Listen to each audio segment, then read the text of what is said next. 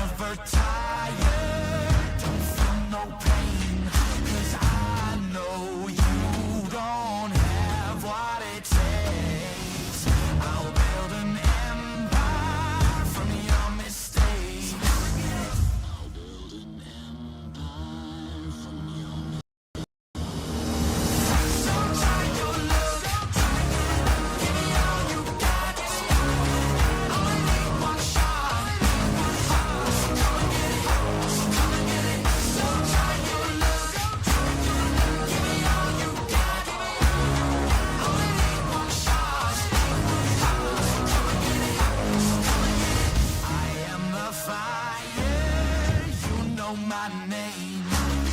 You toil and tumble, you play your games, 'cause I know you don't have what it takes.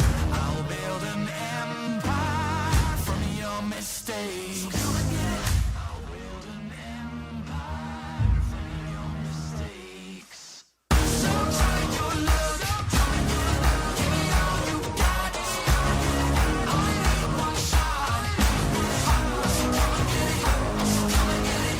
So try your luck, give me all you got. Only need one shot. So come and get it, so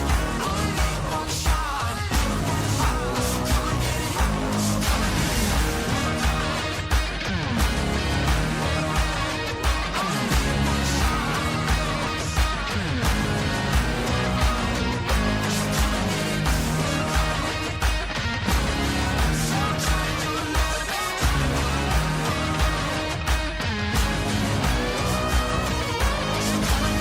shot. So try your luck, so come and get it.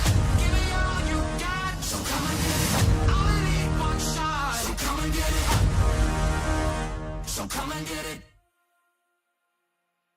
Welcome back in, everybody. It's your favorite ZA Overwatch channel. It's the only place you should be. It's the Ethereal Crown, and we're back for the Last Chance Qualifier. This is day one of the Last Chance Qualifier. There have been many matches leading up to this point, but now the pressure's really on. As stated, this is your last chance, and this is for a spot to qualify for the LAN. But I'm not here alone. I am with my wonderful co-caster, Sun Phoenix. How are you doing, brother? I'm good. I'm looking forward to a lot of good, close Overwatch this weekend. We were blessed with a few close games a couple of weeks ago, but for the most part, the stronger teams did what the stronger teams were meant to do, and that was dominate and win and qualify. But this time we've got a lot of the teams that were kind of just on the fringe of qualifying. Last time out, we've got 5 teams here, all fighting for those final 2 spots at the LAN in October at the 80K Arena. So I'm expecting a lot of fun Overwatch, a lot of close Overwatch, and a fun weekend all around. Absolutely agree with you there. I mean, look, we know that Overwatch is a game of variety and adaptability, and so we see a certain type of gameplay with some of our more competent teams and our more competitive teams. And now that we get to take the ones that are still maybe on their journey towards their peak synergy and peak efficiency, now we get to see what they bring to the table when, you know, they're facing opponents of maybe a similar experience level. And to me, those can often be a lot more interesting, because then you pull stuff out of the bag, you're like, where did that come from? And that, to me, is going to be exciting Overwatch. And the exciting teams bringing you that exciting Overwatch today is Sinister Gaming versus Raiders ZA. Those are the 2 teams going head to head today. And I am very excited to see what they bring to the table. We have our team compositions of Sinister Gaming is Karma, Loki, Flop, Teddy, and Jinxie. And then over on the Raiders ZA side, we have Chaos, Mansur, Nate, Tickler, and Panda. And quite frankly, again, because this is, you know, there's a bit more to be discovered from these teams, I am very keen to see what they bring to the table. Sun Phoenix, though, you know a bit more about these individuals and what they like to bring to the table. So what can you tell me about that? Yeah, just a little bit more, because especially for Raiders ZA, that's a very new team. Pretty much all 5 of them new faces we're not that familiar with in the context of South African Overwatch. But looking at Sinister Gaming, there's a little bit more familiarity. Loki and Jinxie, especially 2 names that jump out there. I believe Jinxie has moved to support now. She was playing main tank for Lunar Ravens in the previous qualifier. So they've moved over there now to Sinister Gaming. So we'll have to see. On paper, my suspicion is that Sinister Gaming has a little bit more experience in competitive play, even if it's only 1 or 2 tournaments, you know, the likes of your Pride Cups, the Ringmasters Rumbles, those kind of things. They do kind of steal you in this environment in a way that you wouldn't have done before if you've just been playing comp or even scrims to a certain extent. So my expectation is that Sinister Gaming will be the slightly stronger team, but that's kind of the nature of a team you've never seen before, right? They could come out with anything, they could surprise you, they could shock you, and so fingers crossed that Raiders are able to do that today. Absolutely, yes. I mean, look, a trial by fire in competitive fire, that's going to harden you up real quick. And hey, I'm always a fan of an underdog story. Now, as we do dive in, we are getting our picks and bans and such. Like, map 1 is Busan, and SG are banning Lucio. As the rest of these come in, just a reminder on how this works. Home team gets to pick the first control map. Subsequently, the losers pick the next. Then, the home team gets to ban the first ban on map 1, and then subsequently losers ban first.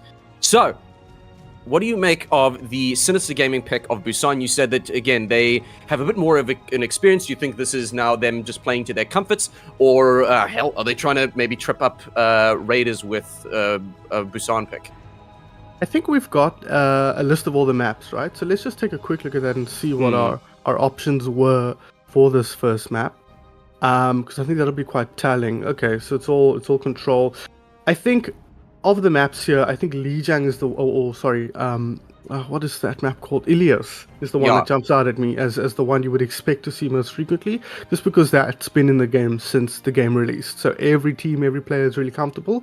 It's interesting to me that they pick Busan then Sinister Gaming, and I guess they just feel like that's more of a comfortable pick for them. I think when you don't know your opponents, you don't know what they're good at, what they're not good at, you just pick what you like most. And for them, of these 4 control maps, they feel like Busan fits into their playstyle, or otherwise just their general vibe a little bit better.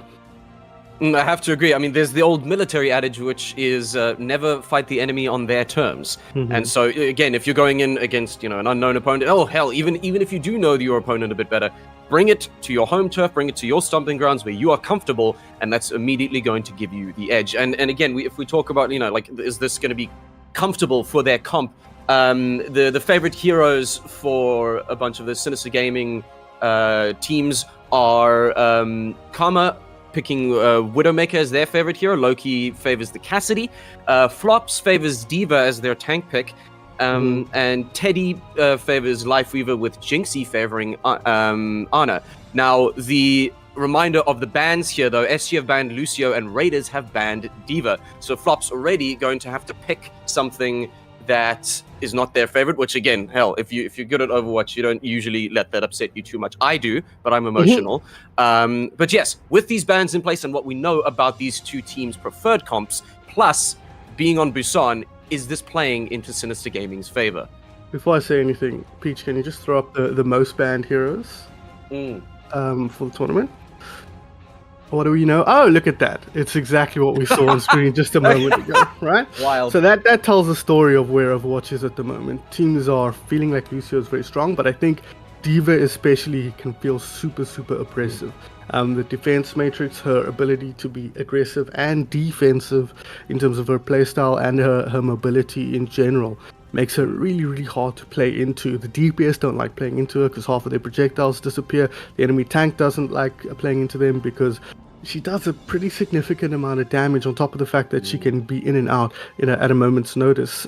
So yeah, the Diva ban makes perfect sense to me. I don't think this plays into either team's hand. Again, when you don't know your teams, you don't know your opponents, you just pick what you don't want to play against in the moment. There's no grand metagaming going on at this stage. We might see it happen later in the tournament, once the teams have a better sense of what each other are trying to get up to.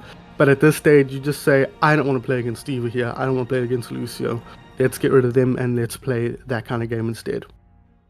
Fully agree with you there. And ultimately, it's a game of adaptability, and we will see more and more adaptability as these two teams become familiar with each other. And what better way to become familiar with somebody you don't know than beating the snot out of them in a 5v5 video game? So, launching into our map 1, first to 3, as a reminder, bans on Lucio and Diva, Sinister Gaming versus Raiders ZA.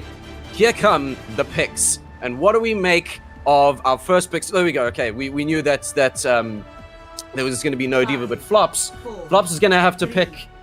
So their new hero. What is going to be? Oh, Diva is pickable. Yeah, Diva was still pickable. So the lobby You see, settings needed to be people updated. don't like Diva because she manages to circumvent her way around bans. This is the aggression that we were talking about. You know, if I wasn't a Diva player, I'd certainly be moaning about how strong Diva is in many, many different ways. And this is just another sign of the times. So powerful, she transcends the lobby settings in their entirety. That's what I'm saying. I think we got a little bit of a window into what. Now it's worth noting, guys, that the teams wouldn't have seen each other's picks there unless they've got the stream open, which they shouldn't. But they won't know what their opponents were doing. And okay, so we now reset. We're into the other map here, Mecha Base. So this is a very different map style to what we saw in Sanctuary. So I'm expecting to see a lot more brawl. But Raiders were coming out with a very brawly composition. Headed up. Okay, they've gone for exactly what they wanted to pick. It doesn't matter what map. This is their composition that they want to run, and it's a very, very aggressive, brawly, punchy composition here. I think they'd love to have a Lucio with this composition, but of course he's been banned. Instead they bring in the Mercy and the Ana. On the other side, again, another brawly composition, but the interesting difference between these two teams is the Mei versus the Junkrat. The Brigitte as well is going to set Sinister Gaming up for success. I think that's going to come down to, that's going to be a big part of success for both of these teams, is how well Loki can do on that Mei in terms of cutting off the enemy Junker Queen. I very much agree, and that's the flops picking up. Ramatra hopefully going to be able to deal with all of this delicious aggressive brawling from Raiders, and we're about to find out as they hit head-to-head, and goodness me, that's a very aggressive start, all of them meeting in the middle, and immediately Ramatra being put to work, but I'm really hoping to see the GPMs has gone out of my head, but it doesn't matter. I'm going to focus on this, and look at that, immediately being pushed back with that amazing aggression. Ramatra having to step up to the front lines, the Maywall going up and immediately put down. We don't, good fences make good neighbors. And let's go, 2 heroes immediately from Raiders, but before going down, the Junkrat comes back. Panda is down now in their place. Jinxie really putting in the work here as Nate falls to them too. Brilliant work from the Brigitte, and the first capture of the point going to Sinister Gaming. Good play from Sinister Gaming there. There was a big anti in the middle of that really could have dismantled their composition. Brigitte, especially, she wants to be in and healing, and if she can't do that, she's in a lot of trouble. So they flexed very nicely, backed up, waited for that to expire, then moved forward, waiting to get a pick. Kind of a very pokey playstyle from both teams, surprisingly, in spite of how aggressive these two comps seem on paper. But so far, Sinister Gaming just slightly better on their trades and executing on any opportunities that are presented to them.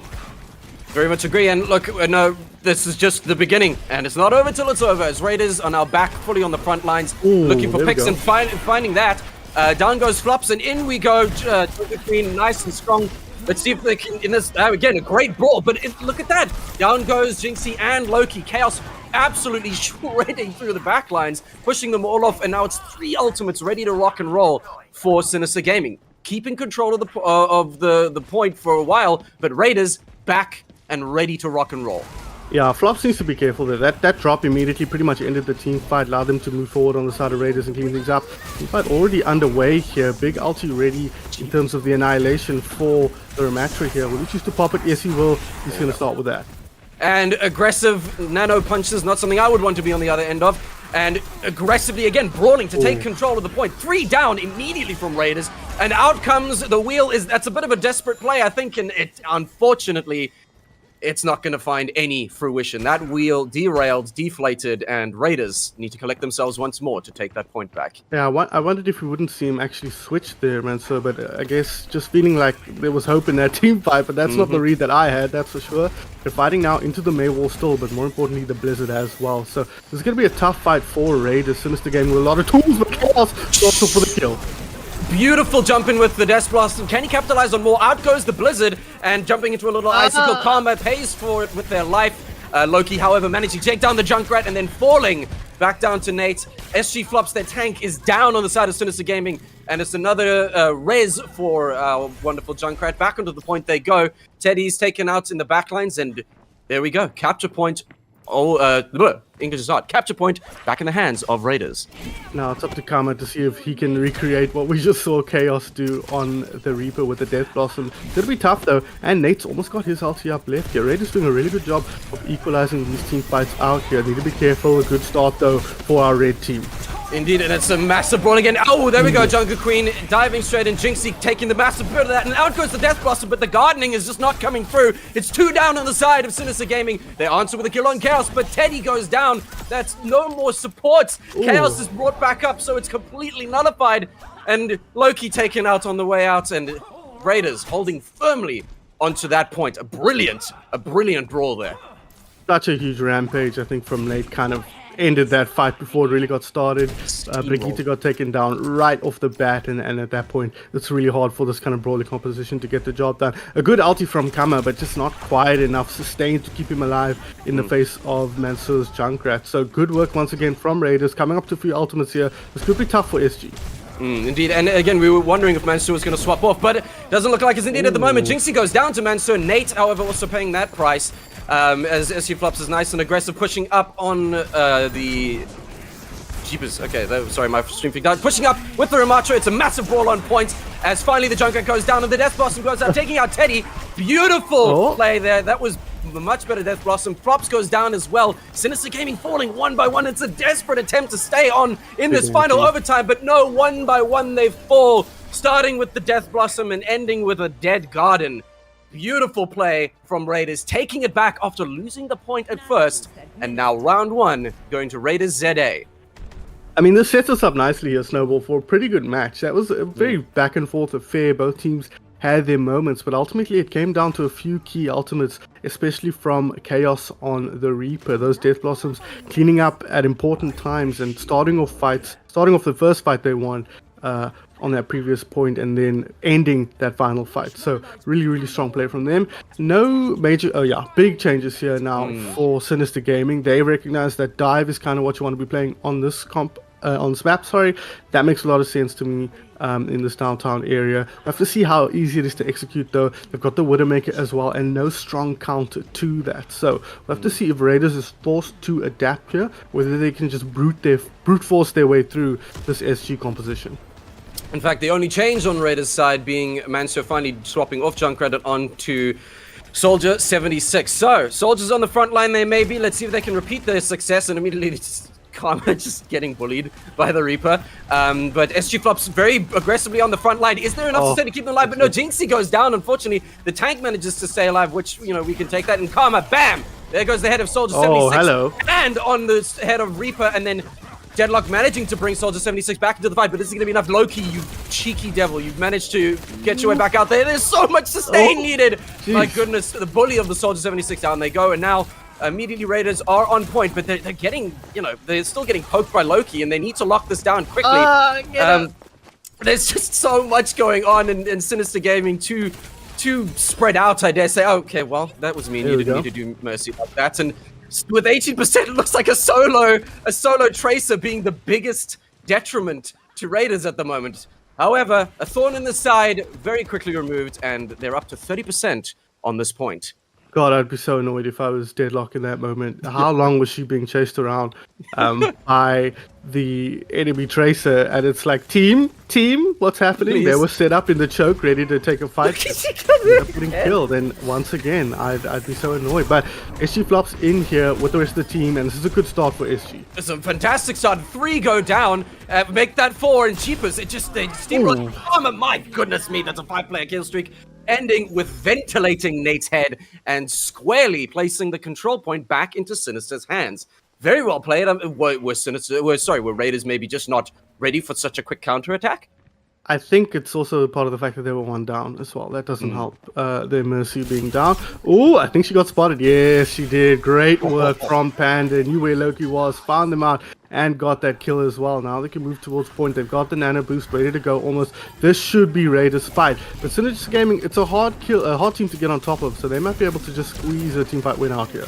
So that's a very aggressive jump in, and the monkey doing a whole lot of damage. The sustain just enough to keep everybody alive, but oh no, it's a nano monkey. Out goes Panda, out goes Nate, and Chaos soon to follow. That's 3 down immediately in this team fight. Make it 4. SG Flops on an absolute tear. That's why you don't mess with an angry monkey. It's a team kill. Raiders wiped off the face of the control point, and the control point keeps ticking up in favor of Sinister Gaming. Very good nano monkey there. That's your play of the game, right? That's 3 environmental kills, including a nanoed Nate Junker Queen. So that was such a huge play from Sinister Gaming's tank there. SG Flops, really good stuff. And Karma, he's quietly having a very good game. A couple of key headshots in the previous fight. You got that double in the first fight as well that they ended up losing.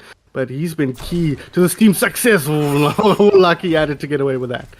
Very close indeed, and again, Kama on absolute fire. Nate is ready with there we go, there's the Junker Queen ult, an immediate sleep.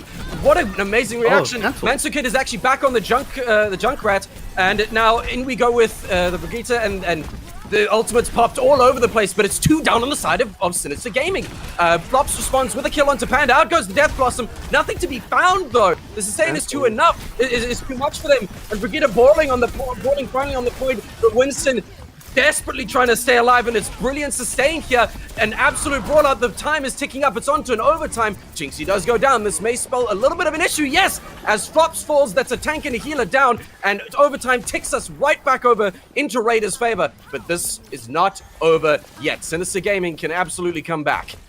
Mansour back on his trusty Junkrat there. I think it's clearly a key pick for him in terms of comfort. That was a really, really strong play from Jinxie there on the Brigitte. The rally really kept them in that fight, Sinister Gaming, for as long as they were. They've got a couple of ultis here on Sinister Gaming. They're close to that monkey ulti. We've seen how big they can be. Oh, great knife, and gets the kill, Nate. Finding the Widowmaker. That's not usually the counter to Widowmaker, but Kama just too aggressive, and Panda once again finds Loki. This Ana has been a serious thorn in the side of Loki's Tracer. I mean, fight fire with fire. That Loki and the Trace has been infuriating to Raiders, I'm sure, and they're pouncing back. But here is the infrared sight from the Widow, and using it, they find Jinxie immediately. Teddy, that's really low, and we're trying to keep our tank up. Hopefully, there we go. There's the pop of the Angry Monkey, and that means that Mensur Kid and Panda will fall. Out goes the Junker Queen ult, and hopefully it can be a little bit more profitable. Now a brawl on the point. That's a very low Winston. Maybe we can keep them alive, and there we go. Down goes the Monkey once again. It's an overtime 99%. That's a Valkyrie valiantly trying to keep them alive, but oh my goodness, down goes Sinister Gaming's. I can't believe it. There's the Death Blossom. Amazing jump in. It's a deadly Rose from the side. Oh my goodness, a brilliant use of that Reaper ult to seal the deal with an overtime once again. Amazing plays all round, but ultimately a beautiful match all over. Well done on that first map.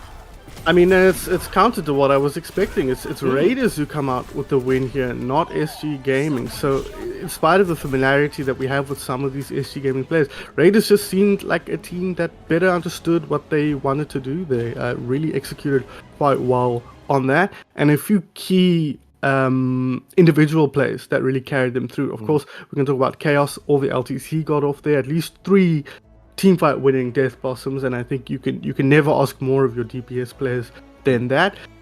But to me, Panda as well, just hard countering that Tracer. So often we talk about guys like Squishy, for example, and what they can do on heroes like Kiriko and the Flex supports, and how critical that can be to your team doing well, because your support can just take care of themselves, or he could even hard counter the enemy DPS, and that is such a powerful thing to have on a team. So Panda coming in clutch for Raiders there in a big way. But Sinister Gaming showed a lot there, right? It's a very close match. They probably will feel like they should have won City Center or Downtown or whatever that map's called, the second one. But unfortunately, that's a hard team to dive into. And you saw what SG Flops tried to do on that final fight. He tried to get on top of the Ana and pressure the Ana down. But when you've got the Mercy still alive, you've got the Junker Queen, it's really, really hard to play into that. There's not an easy dive target in that composition, right? You can't dive the Reaper, really. You don't really want to be diving the Junkrat, and he's super mobile as well. So it's a tough comp to play dive into, and Raiders know their style, and they executed it perfectly. Indeed, and like we said, there was kind of that, all right, well, maybe Sinister's got the edge coming to this, but Raiders showing, at very least, they're not going down without a fight. And look, again, I think a lot of those fantastic plays were really, really good coordination and timings of ults. We saw that a lot in both of the rounds, and Raiders coming out top overall. But, let's give the credit where credit's due. I know they picked Junker Queen as the player game. I like Monkey bopping several players off the map in AE mode, all right? That's definitely my favorite for the moment. But yeah, SG, maybe a bit of a wake-up call as to, all right, this is what to bring to the table. And now we have our map stats.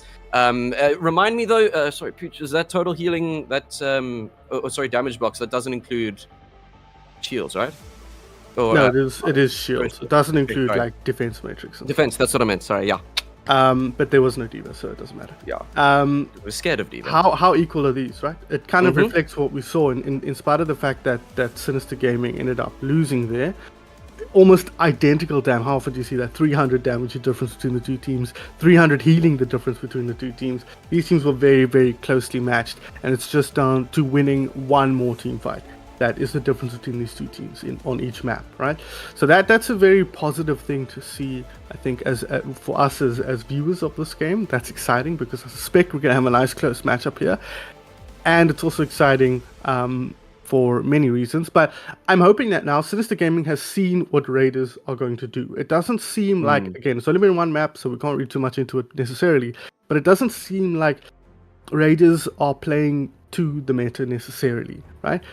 Dive is probably the favorite composition on that map, but Raiders are like, no, we know our composition. We want to brawl. We want to play the Jungle Queen, the Reaper, and the Junkrat. We want to execute on that. Where Sinister Gaming is thinking, okay, we got Dive. We've got compositions for all these different maps, but now they can see we just need to counter that composition and force Raiders to do something else. Show us, Raiders, that you have a deeper locker of compositional strength.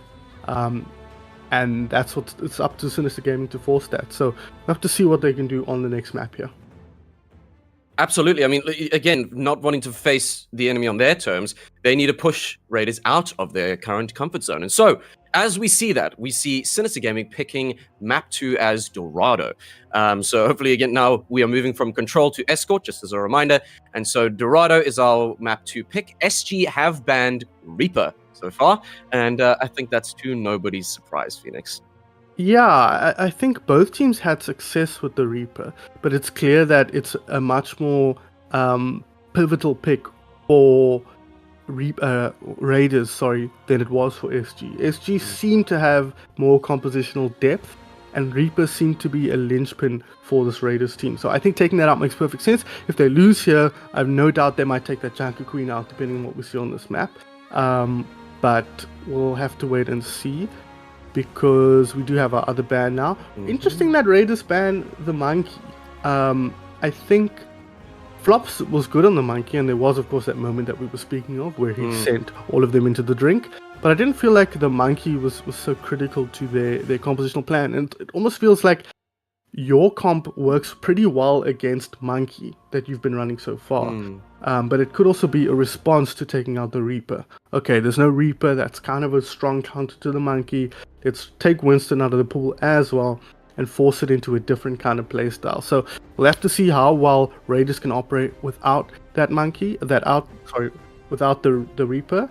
And we'll have to see whether Sinister feel confident slotting in the Diva where that Monkey would usually operate. And I have no doubt that they probably will, given that seems to be Flops' favorite hero. Absolutely, yes. Again, there's the picks and counter picks, and trying to, get your opponent's second guess, and if they're picking this, why are we banning? Why are we going to ban this, etc., etc. There's a lot of tactics here, and just from the bans, you can even try and throw off your opponents. But we'll have to see. That's the theory. Will it come into fruition in the practical as we move on to map 2 Dorado? And again, this is now Escort. This is no longer Control. I fully agree with you that we're probably gonna get a Diva. I would be surprised if we don't get a Lucio, trying to get us back onto our pushing robot friend as quickly as possible. I'm not sure about what other picks you think should come through, but just for everybody else, there is currently a small tech pause. But we don't pause, so yeah, we'll keep chatting about it. What else are you thinking should be brought to the table? I think what I'm most interested to see is what they slot into that Reaper role on the side of Raiders. How are they going to approach that?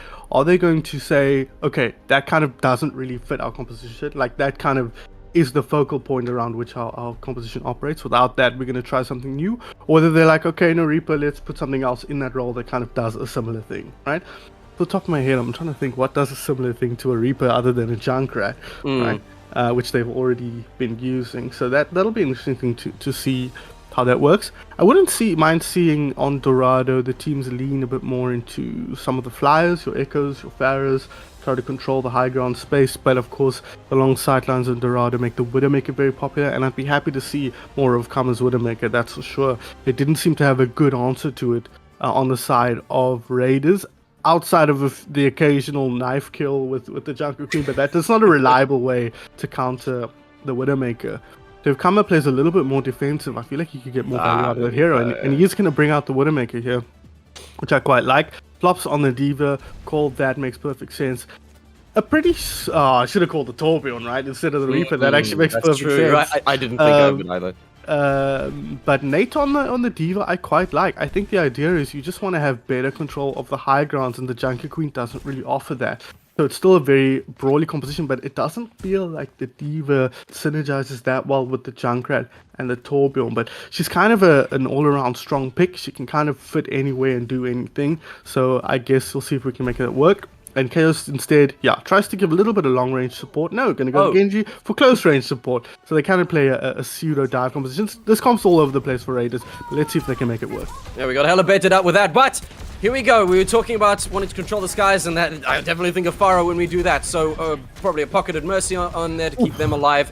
And Karma, I'm sure, going to be waiting for all of those delicious sightlines. But as we go, it's Jeepers Loki. Okay, nice. My word. Nate was in there, girl, but the Mercy's going to pay the price for that, as Karma sits on the high ground ready to get some picks. Again, very aggressive from Nate, especially when your healer is dead. Be careful there, but I say be careful, and then Teddy gets their head taken off by Chaos. So, well, there's the chase down. Panda taking out Karma, finally, as the teams regroup near the point, and Diva diving into the fray. Genji trying to support this this aggressive push. My goodness. And Panda falling now. Jinxie is taken out of the fight, and that's a baby Diva frantically trying to run away. But SG solidly taking a blow to the chin there, and Raiders are now left to push that cart back up in these opening seconds. Interesting that Flop switches to the Zarya here. Obviously, the Zarya is a counter to the Diva on paper, a hard counter, but in practice, Diva just ignores the Zarya. If you play it right, you can just kind of avoid the Zarya quite comfortably, especially with the way the high grounds are here. You can push her off the high ground if she's on the high ground and then take the high ground for yourself, or you can just sit on the high ground and the Zarya can't really touch you. So this could be tough for our blue squad here, but let's see what they've got. I really liked what we saw out of Raiders there, though. The dive was so sharp. They identified the Pharah was too far forward. Even with the Mercy support, they knew they could pounce, and once again they pounced, and Loki goes down. So another poor start to this team fight, but if they can take the Diva out, it might be worth it, but they can't. Just around the corner there, so they're struggling a bit, SG. Struggling a bit indeed, as Raiders seem to be riding that line of perfect aggression versus not, paying it for it with your life. As again, here we go, very aggressive from Nate and Emmermain. I'm very impressed by that. The Kitsune Rush comes out and to try and push them back, and push them back they do. As the Junkrat falls, we do have a Dragon Blade ready, but I'm not sure if it'll be popped right now. There's a massive brawl between the two, and just surviving. Good play by the supports to keep them alive. And again, I think with the Zarya hoping to keep them alive, but here comes the Dragon Blade. Are we going to find some... That's a very good bubble, and unfortunately no fruition found from that katana. Nate's ready for this, and out comes the amazing payload. And no, it's immediately answered. You send rockets, but Raiders send back a nuke. 3 down immediately. Teddy manages to bring back Flops into the fight, and MMA bringing Panda. It's an incredible amount of life and death right on top of the points at the moment. Nate staying with their incredible aggression, taking Jinxie out. SC Teddy falls as well. That's both of the supports down. And while there is an ult ready for Flops, I think they're going to have to wait to use it, and it might even be in their next life as they're sent back to the spawn screen. Oh, and here's a wheel. It's a bit intense, I think. That's rude. Yeah, okay. Sorry, Loki. Interesting that Loki says, I don't want to play the Pharah, I want to play the Echo instead. I feel like those two heroes do the same thing for the most part, but he thinks that's going to work better here. Yeah, that was kind of a rough, long, drawn-out fight here. Lots of players dying on both teams, but I think there's about to be a Zarya ulti here. They need to be careful, though, not to let it get eaten here. And Nate is in a good position, but goes aggressive, and this might be Zarya's chance. Indeed, love the aggression, but Nate might have to curb it for a little bit. The Valkyrie gets popped. There Probably we ready go. to. There we go. There's the Graviton Surge, and it does catch them. That's a lot of catching and trying to output the damage, but not able to capitalize on it. Everybody's still alive, and the supports are there to help and bring everybody in. And the Bob is out there, but it's largely ignored. Yes, Loki takes down Mansuket finally, but ultimately that felt very fruitless. And everybody left relatively healthy, and with Sinister Gaming, nothing to show for it. I made an exclamation there in that team fight, and the reason I did is because Zarya chucked the ulti in the doorway, and the door closed, and cut the rest of the team off from the Graviton Surge. So That's what it was. all three of them were just around the corner comfortably, and Zarya had to kind of waddle around with 13, 17 charge. But here comes a big bomb. We saw how good it was. I think Loki's dead. Yeah. Jeepers. Yeah, it's a great bomb in hell, even if it puts you out of position for a while. As Loki goes down and then followed by Karma. Loki picked back up by Teddy. There's a big brawl on the point. Nate's trying to capitalize on that aggression. And Panda, jeepers, that was close. A good dash back. And now the two tanks brawling together. We do have the Echo ult ready to rock and roll. Panda is down, and here comes the Adaptive Circuits. Diva versus Diva, but Panda's back in the fight. This Mercy has been instrumental here, and it looks like the fake Diva beating up the real Diva for a while. Loki's ready to rock and roll with their ultimate, and ultimately it's just a lot of scraps at the moment. Manso Kid taken down finally by the Cassidy, and as we settle for a brief moment, it's 2 down on the side of Raiders, and Sinister Gaming finally getting what seems to be a much-needed breathing space. Yeah, this is a pretty solid place to hold as the defense. It's hard to get around this first corner and the second corner, around this hairpin here that the truck has to follow. So if they want to hold, this is a good place to do it. They've almost got the Graviton Surge up. The door is already firmly closed, so no need to worry about changing environment here. Well, you know, in a small sense, in the grand sense, the environment is changing for the worse, and we should all be doing what we can in our lives to make that, to mitigate that. But we see Nate here going up. He's got the ultimate almost ready to go, and good positioning, really good rotation here from Raiders. Fabulous again, and off goes the soldier ult, but it's just not enough. Unfortunately, Flops was ready to counter that, and now in comes a Mercy, but it's yes, a revive, but paid for with their life. That's a lot of low health players, and in comes a very scary spiky wheel. Is he going to be able to find some worth here? Kaboom! Just not enough. ST Flops tanks it like an absolute champion. And now Nate joining the rest of the team to try and keep that aggression up on the front lines of Sinister Gaming. Nate has the nuke, but he's going to have to play this very carefully. That's so unfortunate. So unfortunate. And nothing to be found with that ultimate, unfortunately. Now, the Cassidy sitting on their beautiful, beautiful headshot train. And, oh, goodness me, Nate. Okay, that's fine. We'll just kill them. I'm not sure when they're going to be able to use it, but it's, again, a bit of a breathing space here as the Raiders lick their wounds, but still push the cart ever so swiftly forward.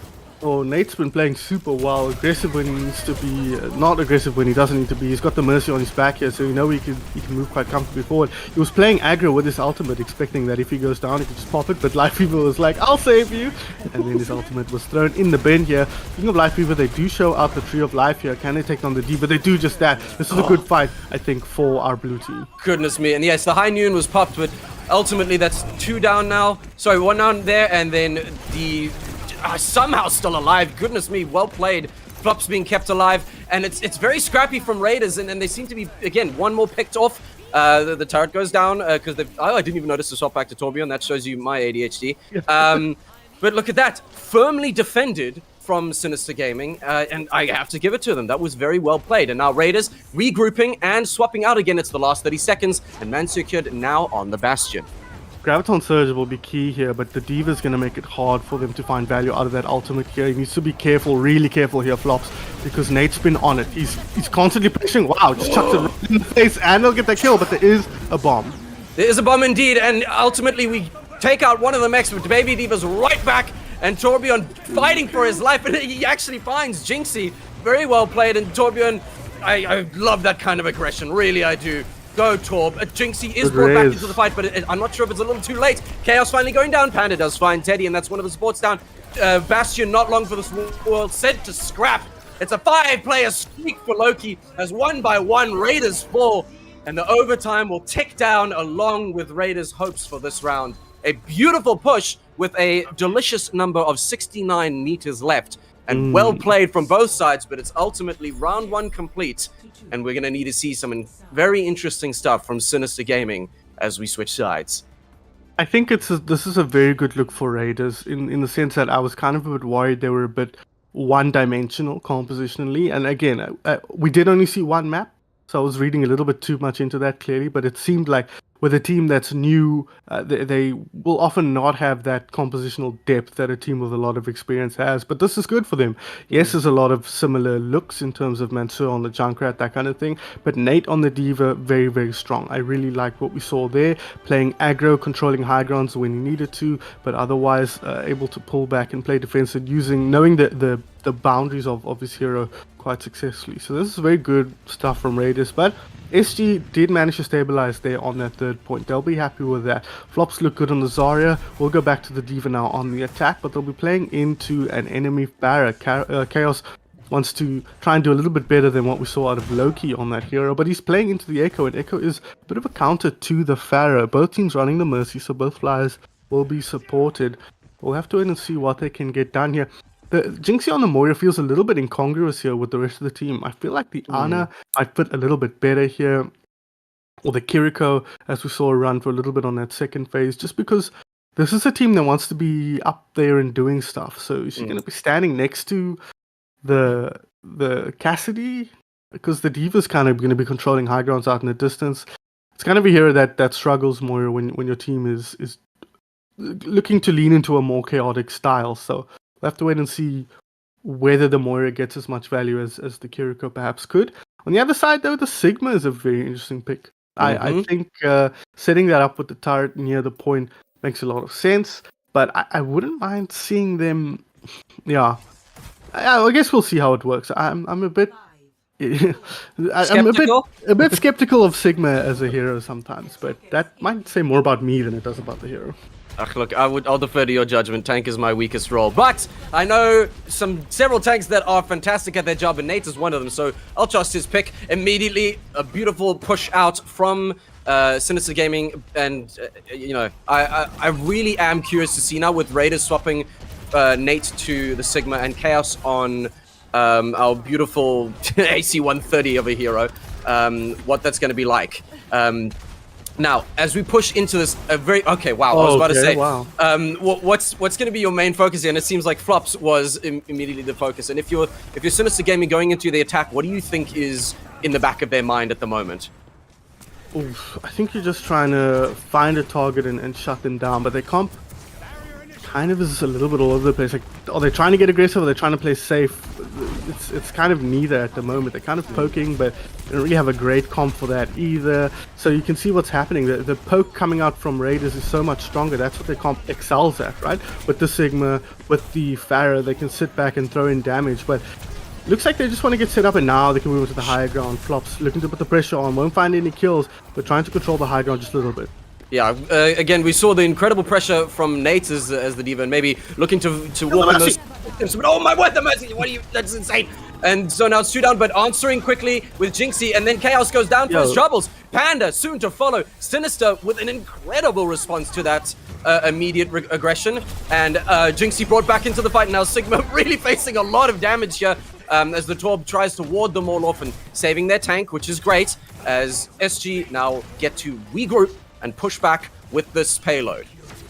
I think they should probably move back and try and set up high ground here, Raiders, because they on the ground here it's going to be tough. There's a lot of heroes that can take advantage of the high ground. The Diva can get up there, the Mercy, the Kiriko, they can all get the Mercy and the Echo can all set up on that high ground and make it really, really hard to play into and isolate the enemy Pharaoh. So I have to see what Raiders can get done here. They're coming into the Gravitic Flux, and there we go, onto the high ground, putting the pressure on. They find immediately Emreman on the Mercy. That's the perfect kill to start off the team fight. You were talking about picking a focus, and it seems like that poor Mercy is going to be taking the brunt of it as the payload gets to move slowly forward. And here comes the Flux, up we go, and the Kitsune rush as well, slamming them down. High Noon comes out, and the Rock as well. Chaos manages to take out Flops, and the Nuke somehow manages claiming Nate. You poor sucker. The Echo taking over the role of Sigma as Props is brought back into the fight, but Panda goes down along with our poor Torbjorn and the fake gravitic flux, making sure that beautiful chunk of air was just checking there was nobody there. It still could, you never know. It could be a Sombra. You don't know. Yeah, just chuck it out, right?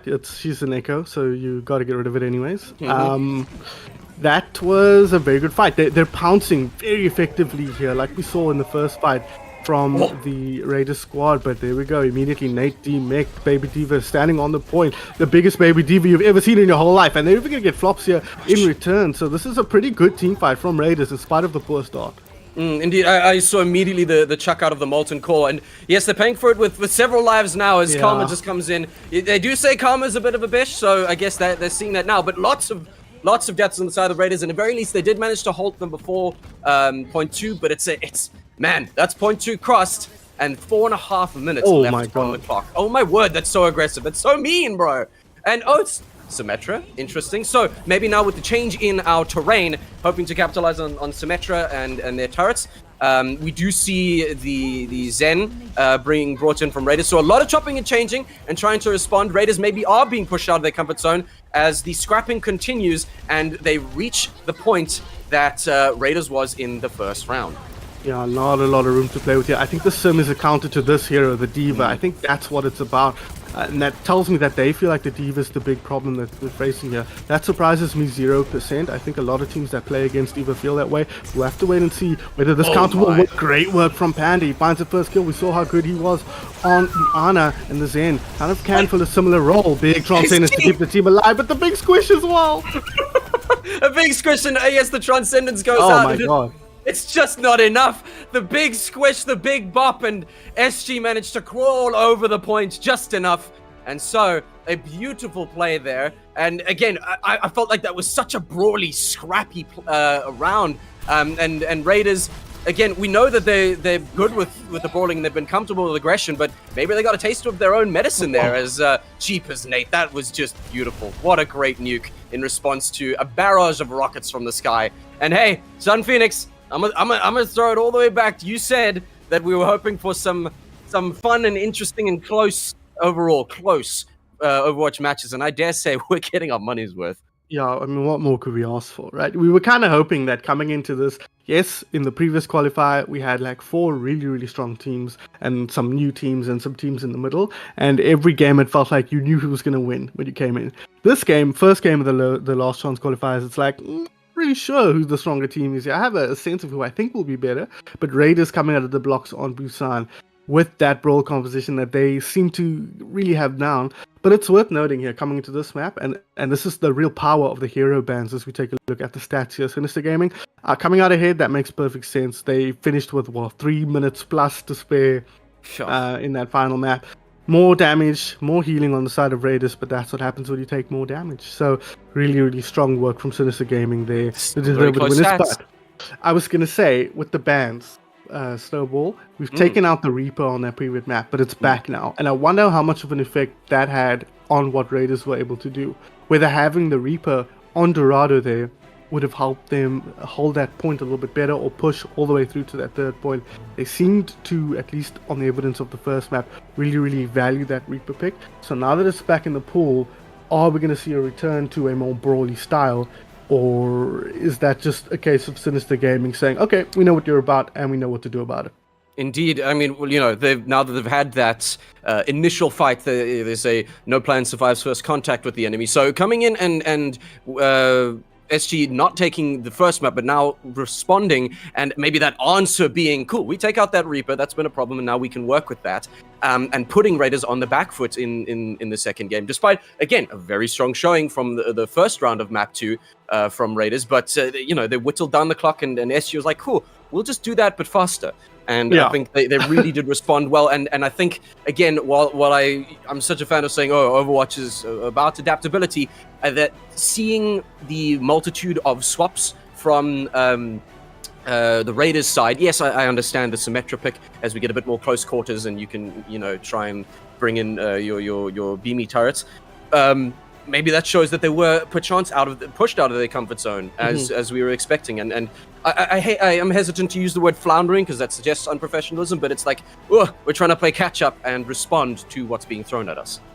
And there were a couple of key moments there. I think the sim pick could have been fine, but it never really felt like they got set up properly, right? It felt like that first kill on the sim, she got forward spawn and got cut off from most of the team, ran in and died, which was probably the right choice in that moment.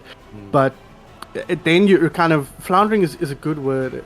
I agree with what you say about it, suggesting a lack of professionalism, but that's not what we're implying. I hope that's clear. They kind of have to rush out, get set up, and they never really set up a proper team fight at that point. And then the double squish from flops just kind of sealed their fate in the end. So it was rough for that defense. It felt like they never really set up a proper defense. I felt like they should have immediately backed on that second point when the first point got capped. Raiders, they should have backed, set up on high ground with the Sigma, try to play it out that way. But it's kind of the weakness of that composition is that it's not very mobile. And when Sigma set up on the ground in front like that, they just ignored him, right? They just went, oh, the Mercy and the Pharaoh upstairs, let's kill the Mercy. And that was something SG and Raiders did very well, was use their DPS to identify a target, and then the D.Va pounced on them with the DPS.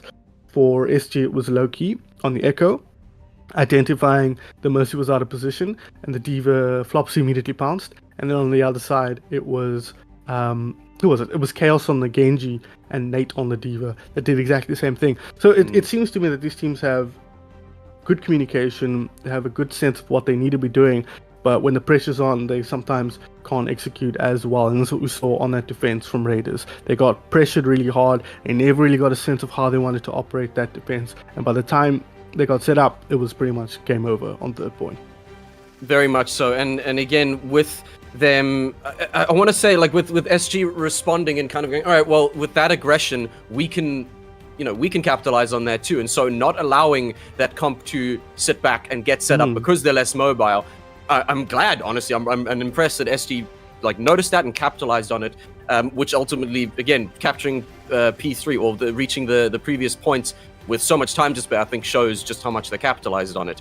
But that was that map, and this is now the next map. Map 3 is Numbani, as we move over to your hybrid game mode, and being the losers of the previous map, Raiders is this map. You can see on your screen right there, and it is Raiders banning Widowmaker, interesting, and SG banning Mercy.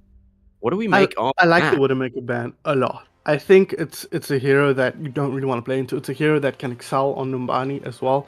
There's long sight lines, especially on that second point. That first point, if on defense, she can get set up on the high ground, or she can kind of round that corner and get picks.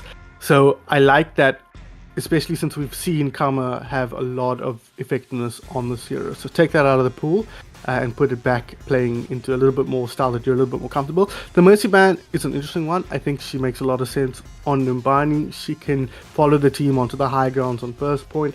So kind of pushing, and I think Raiders have run Mercy basically every map between Deadlock. I think it was Deadlock both times. I think he just put on streamer mode for some reason. No, I think it's the same player with streamer mode on both times. But they were running the Mercy every single time, right? I don't think they switched off it at all. So I wonder if that's going to be another kind of chink in this Raiders armor in terms of their compositional depth. We're going to have to see what Deadlock / Emre can actually do when they're forced off the Mercy. I fully agree with you there, and I love that analogy. It seems like SG have now, they've gotten the feel for what Raiders were good at, and they're like, right, where's those chinks in the armor? Or rather, how can we create those chinks in the armor? And so, yes, Mercy's been pretty damn instrumental, especially with those wonderful reses. But now they're going to have to play around that. And yes, Reaper is back on the field. So Chaos diving right back into that. And it looks like, I was about to say, interesting to see if Flops is going to pick their preferred D.Va. But no, it's Winston back here. And look at Loki. Ever the annoying one, from Tracer to Sombra. I'm certainly okay with this. With Farah in between as well. Yeah, I like this composition of Sinister Gaming. I think it gives them a lot of power, right? They can get in, they can dive. There's a congruity that I like here, and they can leave the Ashe and the Ana to support from a distance, right? On the other side, though, the Doomfist, very, very interesting pick here. Not a pick I would have thought, given what we saw earlier, Nate had in his tool bag, but clearly they keep showing me we can do as much as anyone can do here. Stop putting us in a box, but we'll have to see what he can get done here. Hopefully Stalker's watching and he can impress the main Doomfist player in South Africa, but we'll have to wait and see. We'll have to wait and see as well. Oh, bad start. Maybe don't start watching just yet, okay? Yeah. Maybe don't start watching Warm just up, yet. Nate, warm up. unfortunately, falling prey to the angry monkey. It was Monkey Fist versus Doomfist, and Jeepers, that was a very quick kill. As Karma, you kind of stole it, but, we moved. And into the backlines we go again. I think, as you mentioned, with that Doomfist pick, I'm keen to see what they can do with it. SG Teddy just taking out the roaming Reaper. Maybe they are looking to, with both the Reaper and the Doomfist, do that kind of backline diving. But no, Nate's already swapped out and onto the Diva. So immediate response. And again, I want to point that out as the two tanks battle it out face to face. Is this Raiders being on the back foot and having to constantly swap out? I think it's Nate saying, I think I can get value on this hero. Let me give it a shot. And it didn't work. And he went, okay, let's go back to the Diva. That is the better hero here. I think that was kind of just him saying, let me try this. I think I can make it work. And then immediately going, okay, I can't. Let's go back to what works best. Well, you never try, you'll never know, and now we know. Yeah. So moving forward to that new information, we can see. I mean, Sinister's locked in on that high ground over there, and just not really allowing for much maneuvering either way. But no, Loki just like, all right, I'll just walk onto the point. Don't mind me. We got an angry monkey rock and roll. Here comes a Tsune rush, and it's a nanoed monkey as they pop them off the point and chasing them down. Jinxie goes down, followed very quickly by Teddy. Flops, you're gonna have to start pulling in some weight here, and battered against the wall as Mansoor goes down, but Flops only managing to find time with that ultimate.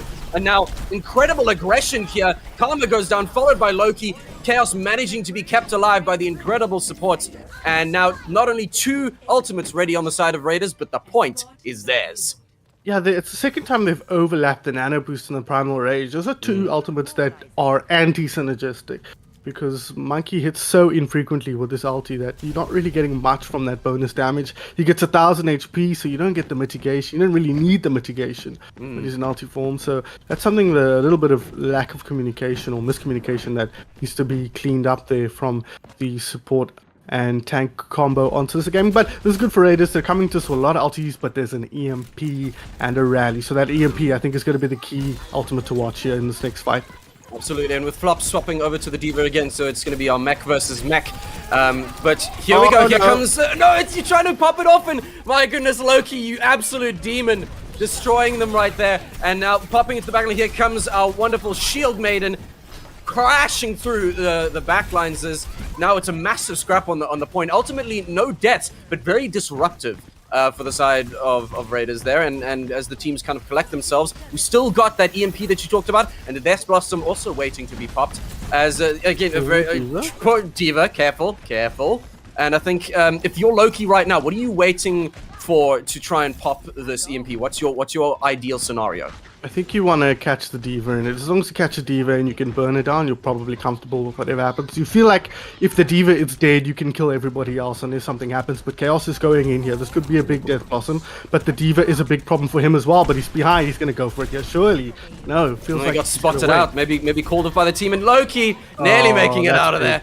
That's big. Jeepers. Good kill from Nate. And so again, SG holding fast despite losing their play. And here comes the strong Reaper push, and the Kitsune goes out, but it's not enough for Mansoor. He goes down, and in comes the nuke. Are we going to be able to back away in time? It goes off to no avail, and in comes our baby Diva back. Both mechs are here, and Loki still holding on to that EMP. Immediate sleep.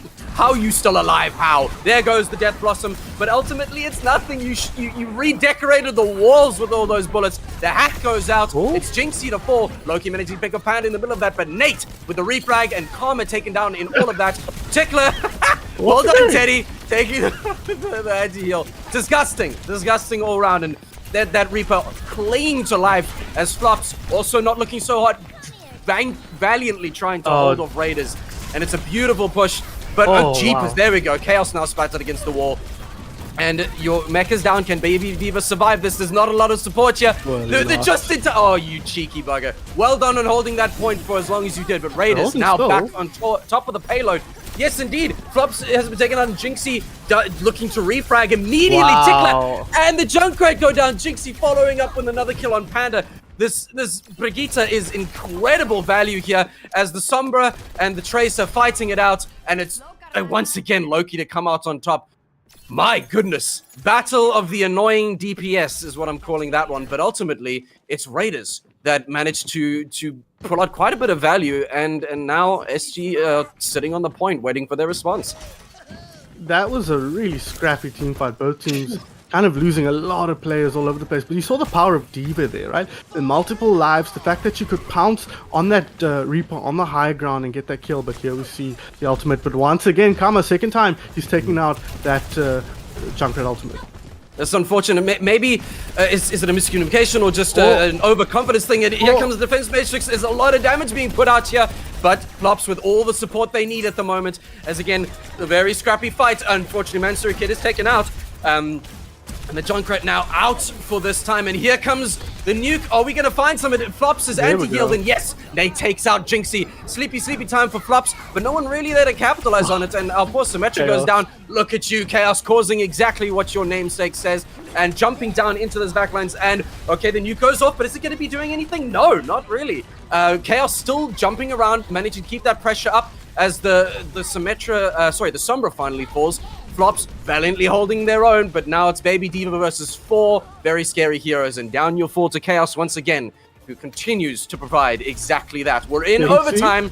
Okay, come on, Jinx, it's brave. You brave fool. But they managed to hold on, Raiders, that overtime, pushing them over to the next point and giving them a nice 90 seconds to work with, not to mention 3 ultimates in their bank. So easy to lose track of that Reaper in team fights, right? You saw him TP right on top of the Ana, get that kill pretty quick. And that's what this hero can do. He can get on top of you. If you're not paying attention, he can take you out. If you know where he is, you know what he's doing. He's pretty easy to deal with, actually. But they're doing a good job of creating chaos, and then chaos creating trouble for the enemy team. Very much agree. And now, with only 60 seconds left on the clock, the two teams meet once again. And up goes the Symmetra ult. Let's see if we can do something with it, though. Out goes the Death Blossom. There we go. It's a good backline, and claiming one immediately. Can they capitalize on the rest of it? It doesn't look like it. Loki and Karma immediately punching back with the Kitsune rush out. The nuke is out. How are you still alive, Karma? You brave fool. Okay, well, Nate is eventually going to take them out, Baby D.Va.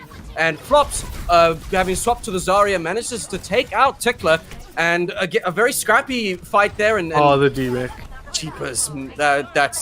Honestly, I'm very impressed. I'm very, very impressed with Sinister. They pushed them off. It's only 20 seconds left. And now, yes, they're running back. But what can you do with 20 seconds and 1 ultimate in your back pocket? I don't see much happening here, Phoenix. I think the Zarya is so critical to Sinister Gaming right now. If they can kill the Zarya, they are in big trouble here. Chaos getting aggro, has to shift out of there. We'll get back in time. They're doing a good job of taking it out, but you can see there's too much happening. The EMP, it's all over, but the crying here for Raiders. Absolutely. Diving in, throwing bodies at the objective and lives at the objective, and ultimately just delaying the inevitable.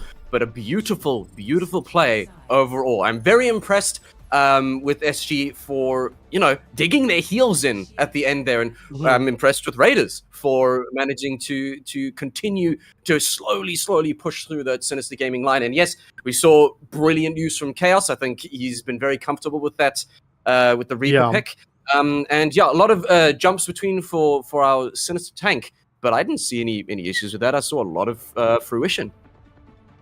The Zarya I really liked on that final point. With 30 seconds or a minute left, whenever they switched Flops onto that hero, that point, D.Va has nowhere to go, right? D.Va's so focused around that point. On Dorado, she can kind of move onto high ground, she can move around, she can kind of ignore the Zarya and pick off targets somewhere else. But on that fight, on that choke, you're going through the Zarya, and the Zarya is chunking you down with that fat laser beam. So really smart stuff from SG. Flops. Now onto the defense, onto their attack though, Sinister Gaming. They're going to go for that same comp that they defended with pretty much. They've got Loki on the Echo, not the Sombra this time. The Sombra was a very solid pick. I think it worked out well for SG on their defense, but they're going to go for the Echo here. This is what worked for them on Dorado. On the other side though, Mansour on the Symmetra, Chaos this time on the Junkrat. No Reaper to be seen. Nate still going to be on the D.Va. And it's going to be interesting to see. We've seen the Symmetra come into play, and her ult with the barrier going up. It was impactful, but is it going to be enough now, Raiders, as they take it on in their own composition. We've seen a lot of good Junkrat plays, but Chaos, are you going to be able to cause just the same amount now that you're no longer Reaper? And I mean, he is, like, look at Flops immediately with this amazing aggression, and Mansukid falling to. Okay, well played, Nate, and there's the answer back immediately. Brig having to keep them alive. Well played, Jinxie. The sleep goes out, and it's just a brief interruption, a quick nap. Again, the scrappy firefight, from the high ground as both teams collect themselves and get ready for another conflict. A little bit of over-aggression there from Mansour on the Symmetra. He didn't need to be up that high. They were always going to be pushing forward. He should have just waited around the corner or a little bit further back, because he just got killed by a monkey, in a chokehold. That's not how Monkey should be getting kills, but Monkey might be getting killed here under a lot of pressure here. But they're doing a good job splitting, bending, but not breaking. But a lot of damage coming through, and Nate finds the opening pick onto Jinxie. Amazing opening pick, and finally seeing those Symmetra turrets put to use. But it's Jinxie and Loki down immediately, and the Winston almost paying the price as well. Anti-healed Karma is dead and followed quickly by Teddy, but the anti-healed Winston still somehow alive. Chaos holding on to your spiky ball, or your spiky wheel rather. We usually see that popped immediately, so good self-control. Well, that's I'm impressed. Mansell pops that as soon as it comes. That's right, you're right, yeah. Who's around, but Chaos is like, nah, you charge it so quickly as well. We'll hold on to that, shall we? He's pretty much the only one with Nate with an ultimate, so this could be a devastating little wheel here. And Nate's got 2 lives as well, so this is going to be a tough push here, and they've had to switch compositions. So SG Flops now on the D.Va, the monkey not working out. I think it's good to switch, but now they're so far behind in ult economy. So far behind us. Talking about ults, there goes the spiky wheel, and 2 of you go down. Immediately, Loki. Okay, bye. And Nate managing to demake the D.Va, but here Soldier 76 so aggressive, and Nate managing to take out the opposing D.Va. And okay, well, Karma double checking that gravity works. Thank you for that. As the incredible aggression is halted once again. Raiders, brilliant defensive plays. Nate still holding on to their ultimate along with Tickler. This is good for Raiders, man. I'm liking what we're seeing, because I felt like SG had turned the corner on Dorado, right? In terms of composition, in terms of strength, in terms of what they needed to do, but Raiders has come back here. They've looked so good on this defense. They've pounced what they needed to. They've used their ults effectively, and Nate's still holding on to this ultimate, waiting to use it, probably for when he goes down, but it's going to be tough to kill this D.Va. Now they've got 3 more ultimates as well, so it's going to be hard here, but it's a good kill. Yeah, 3 more ultimates and no nano for anybody that wants it. Karma is taken down in kind, and again, the big scraps, the Lucio and the Junkrat jumping around, throwing various projectiles at each other. The adaptive circuits come out, and we're going to see Symmetra getting duped, and out goes that damage. It's Symmetra fighting turrets, which is very interesting to me. And so close, out comes the barrier. That's not great, not what they wanted. Jinxie taken down. Here comes the big beams, nano. but it's just not enough, and the nano goes out. It's a huge nuke. 2 players from Raiders go down, but immediately Nate responding with 2 of his own. A beautiful play. This is incredible from Raiders. The defense, the digging in of the heals, beautiful. The live Weaver trying to desperately keep everybody else alive. SG Gaming are still 3 players on the point. And save. Nate, what a great save! You brilliant man. You and your wonderful flowers. The mech. How did you get the mech back in time? That's amazing. Well. SG Teddy managing to stop the live Weaver's rain of healing as it's amazing. The squish, the Goomba stomp. It's amazing. I don't know what analogy you want from me, but it's beautiful. Chaos managing to take out Karma as well. And just the response from Raiders. Chaos with another 2 down, and the wheel goes out just to put that spiky salt in the wound. Raiders, you incredible defense has paid off once again. A beautiful play from both teams, but Raiders eking it out once again on map 3. Nate's getting player of the game here, right? Fair enough. But that was all Tickler on the Life Weaver. That was some really solid stuff. He pulls the baby out, allows him to stay alive for just 1 second longer. He turns his back on the enemy team, hops into the point, uses the enemy petals to get out of danger, and that's what wins them the team fight. So that player of the game goes to Nate, but for me, that was 100% Tickler. Forced off the Mercy. It's worth remembering, right? I think he was the one playing the Mercy. Put onto the Life Weaver, and he says, you know what? I don't even need the Mercy. You just made me stronger.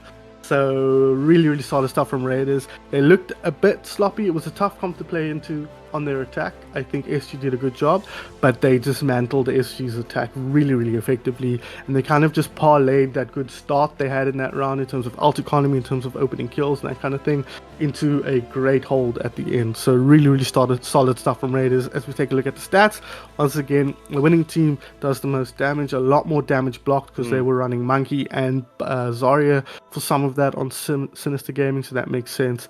But otherwise, really, really good from Raiders. And they take a 2-1 lead here. Sinister, ball's back in their court. They've got to respond here. They've got to come up with a solution for the problem that Raiders presents. And that is not a one-dimensional problem, which is what I thought it might end up being at the start of the series. No, indeed. It seems to be a cyclical process of subverted expectations. I mean, we predicted Sinister starting off strong in this matchup, and Raiders answered with a no you, and then Sinister responding very well in map 2 to and pushing Raiders out of their comfort zone. And then coming into map 3, we thought, okay, with Raiders constantly, jumping through and swapping out various heroes, are they on the back foot? But no, it showed that despite whatever round 1's performance was, they were more than ready to dig their heels in and put a stop to Sinister Pots right on point 1. And I'm very, very impressed. We even got a wonderful another double swoosh. What's going on? I don't know what. It's a new meta. It's crazy. But hey, as you said, it's a 2-1 lead now, and as a reminder, it's not best of 3, it is first to 3. And so as we go from 3 to 4, map 4, it's Esperanza and SG starting off by banning Junker Queen. Now this is Sinister's map pick, and now Sinister's ban. So very interesting to see that. I know we've seen Junker Queen, be useful and fruitful and impactful with the ultimates in the past. So I think SG, again, recalling history and hoping that it will not be repeating itself. But yeah, we move on to our push game mode on Esperanza, and I'm interested to see now with that I guess match point on the line. Is that going to filter in to SG's brain, and or are they going to be able to shut out those pressures and emotions? I think that doesn't really play into it so much. You're more focused on what's happening in the game at the time, how do we... I think... Yeah, it can be tough, but we'll have to wait and see, because SG, they've struggled a bit at times, and I think that was a very demotivating defeat on Numbani, right? Getting full health on the first point. The Lucio ban is a very interesting one. I think this Junker Queen ban is so good, because we know how good Nate is on the Junker Queen. And Junker Queen, push is Junker Queen's playground. She gets a lot of play on these maps, on Esperanza, Coliseo, etc. So it does not surprise me that they take this hero out, and I think it's a very good ban. The Lucio ban is a very interesting one. Neither teams have played Lucio at all so far, in spite of the fact that it was only banned for the first game. So... They played, they played it last game. Briefly. But it doesn't seem to be a hero that these teams are focusing around. So I'm not sure. It feels more like a meta pick than anything else. And Sinister hasn't really felt like Lucio is a key part of their composition. I think Raiders, they haven't banned the Diva yet, right? Wasn't it Sinister that started by banning the Diva? I think you are correct. Although that surprises me that they don't take the Diva out. But I guess they just feel like our Diva is better than theirs, so let's leave it in and just win with it. Again, if if we try it and if we do it and it works, is it a problem in the end? I can sorry, I just have to say I can see Lix very upset in the chat, as I knew it would be. That's most amusing. But look, again, lots of great theories, but will they be put into practice to their full fruition as we move to map 4? Esperanza, it's your push. It's probably going to be pretty brawly, and so again, interesting to see, unsurprising, still interesting to see Junker Queen taken out. But Raiders sitting on match point. Sinister with 2 wins in a row to be able to knock them out of that. We move on to push, and 5 seconds till we see those picks. Let's see what they can bring to the table. I wonder if we see the monkey here. No, Flops goes for the ram. I like the ram on this map a lot, on this map type. You can kind of just play aggro. You've got enough sustain with your Nemesis form that you can stay healthy. Jinxie on the Baptiste is an interesting one. She hasn't yet brought that out. Been leaning a lot on that Brigitte. They feel like that's a hero that works well for their playstyle. I like the Baptiste here. They're lacking perhaps a little bit of utility, but we'll have to wait and see. On the other side, though, they're going to be playing what works for them. Chaos, we saw how good his Genji was, especially on the first point of Dorado, so I have to see where and they can do that. I think the Sim is a very, very interesting pick. We see a lot more Sim in this series that I think we usually see, but I think that's a response to the Diva. The TPS feels like I want to be able to do something against the Diva, you know? Whereas when you're playing other heroes, you're kind of like, I'm kind of just waiting for the Diva to stop focusing on me, and then I can actually play the game. Well, we'll see if Nate allows that and his infamous Diva aggression as the two teams meet on top of the points. Trading blows, and thank goodness for that immortality field. There was a lot of damage that was chucked out there. Mansuke, the first to fall, and okay. Coming out swinging is SG. They will let Jinxie fall for that, but jeepers, I strong... What was I going to say? A strong start. Thank you, brain. A strong start, and again, SG came out swinging, but Raiders not ready to give up without a fight. Baby Diva, excuse me. That's an incredible amount of sustain, and now pushing back is the Ramacha trying desperately to stay alive. SG Flops does take out Tickler, but Panda ready with the response, and now the tank is down, and the Raiders will be able to take control of the robot first. What happened there?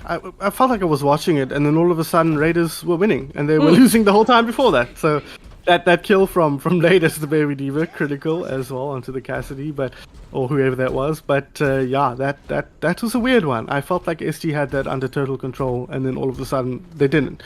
But now coming to this next fight, no ults really to speak of. Kitsune rushed the closest to coming in. Jinxie needs to be careful here. Under a lot of pressure here, this Junkrat, this is his playground. That chokehold, you can just chuck bombs in there. You can't see him, he can't see you, but you can feel his presence. That's for sure.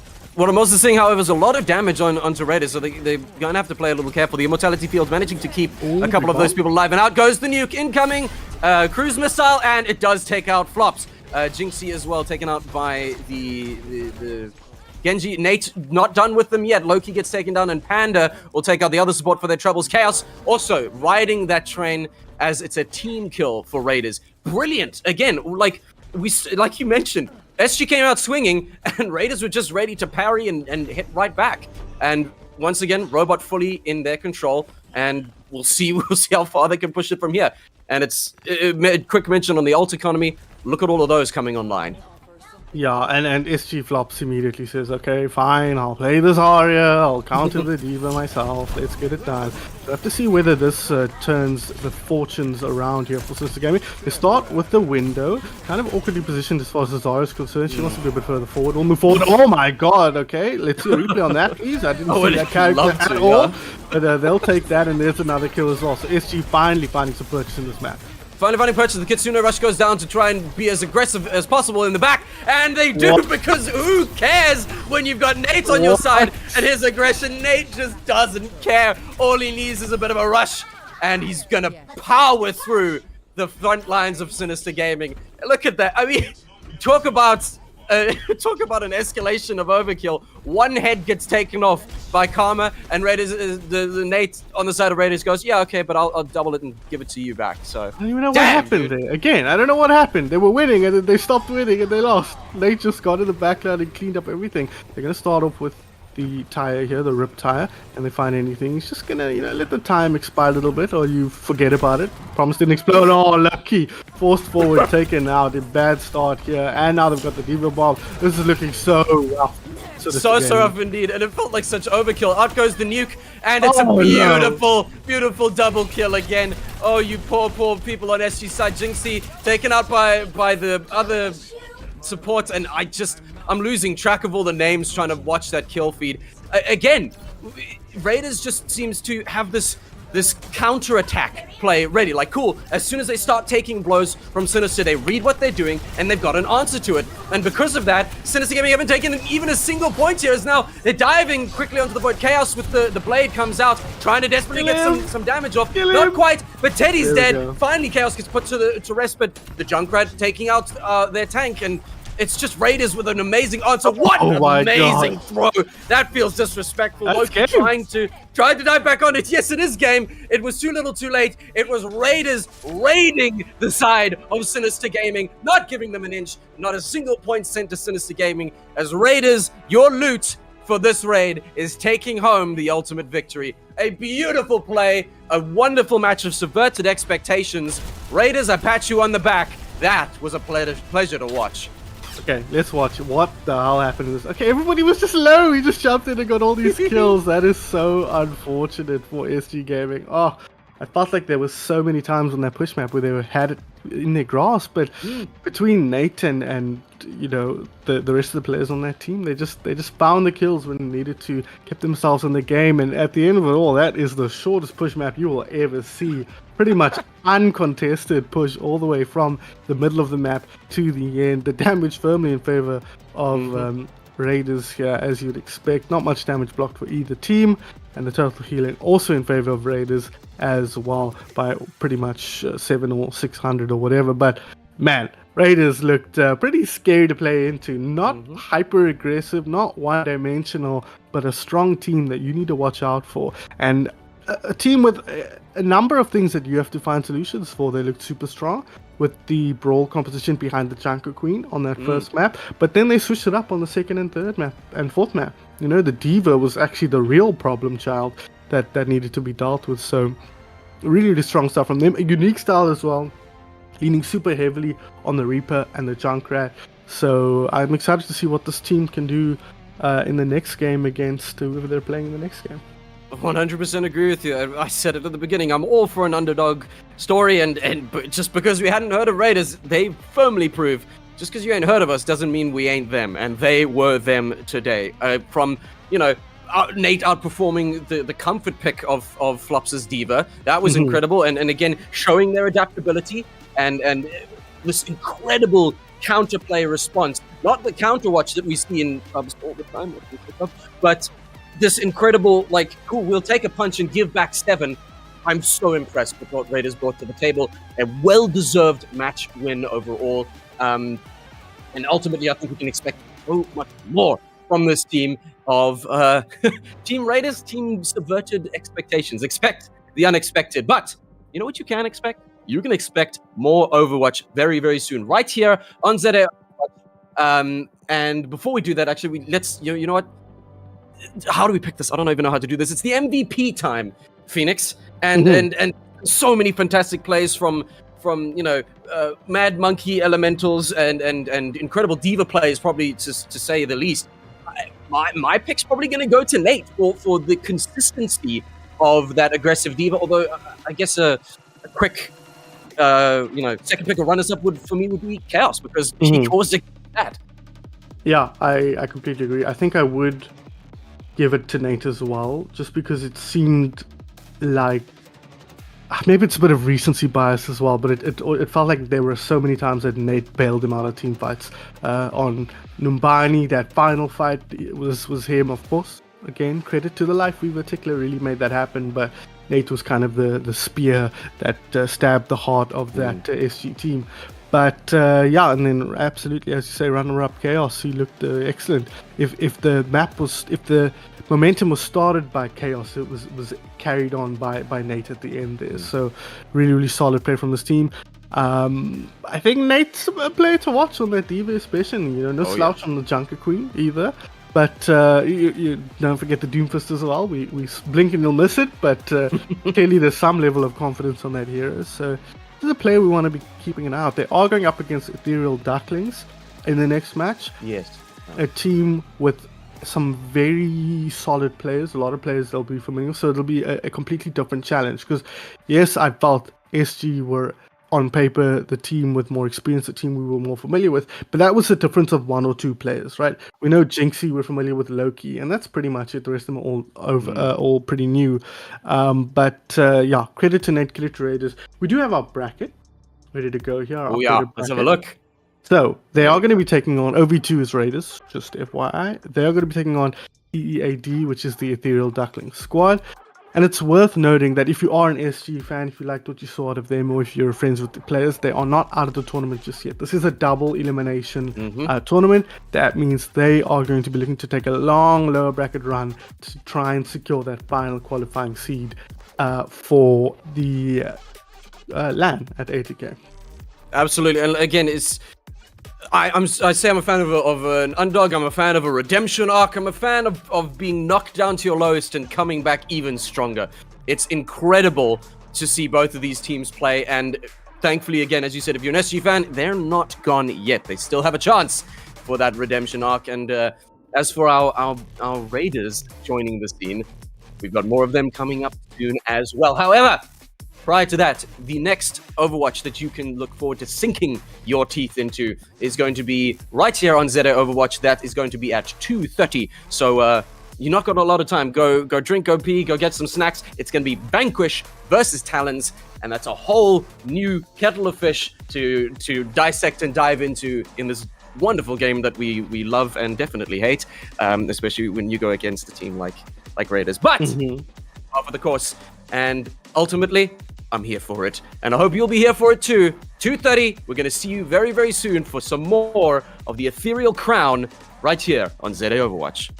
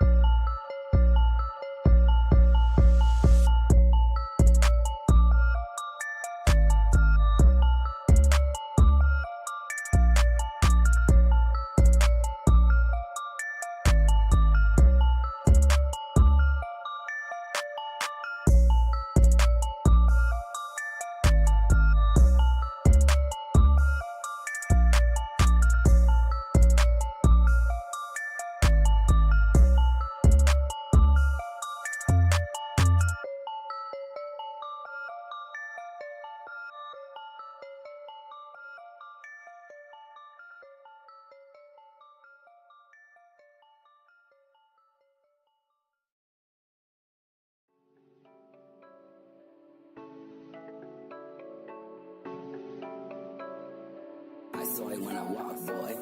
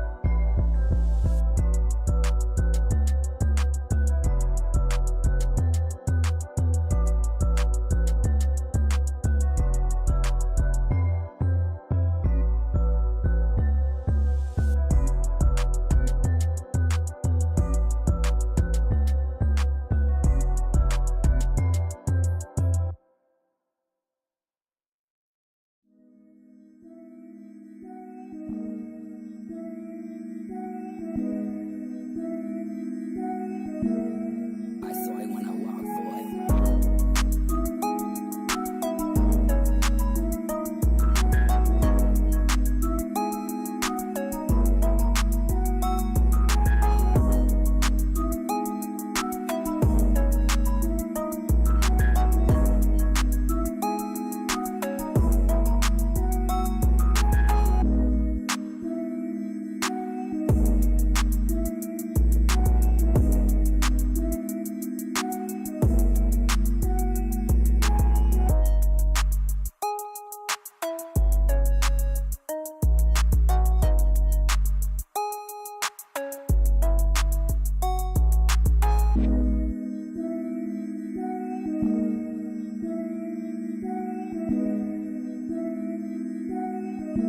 I saw it when I walked, boy.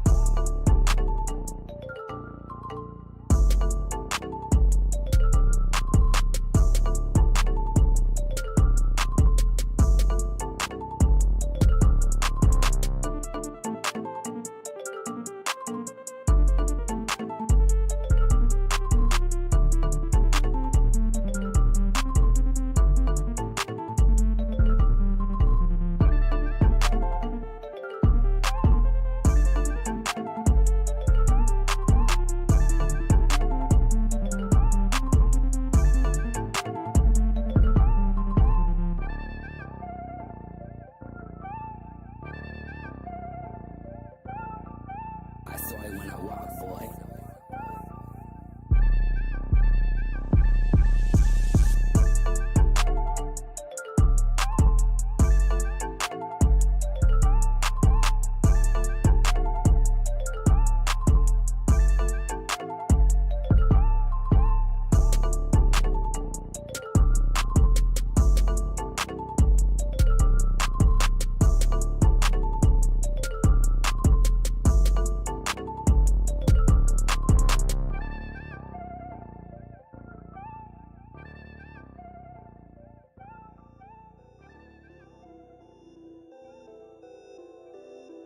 I saw it when I walk, boy.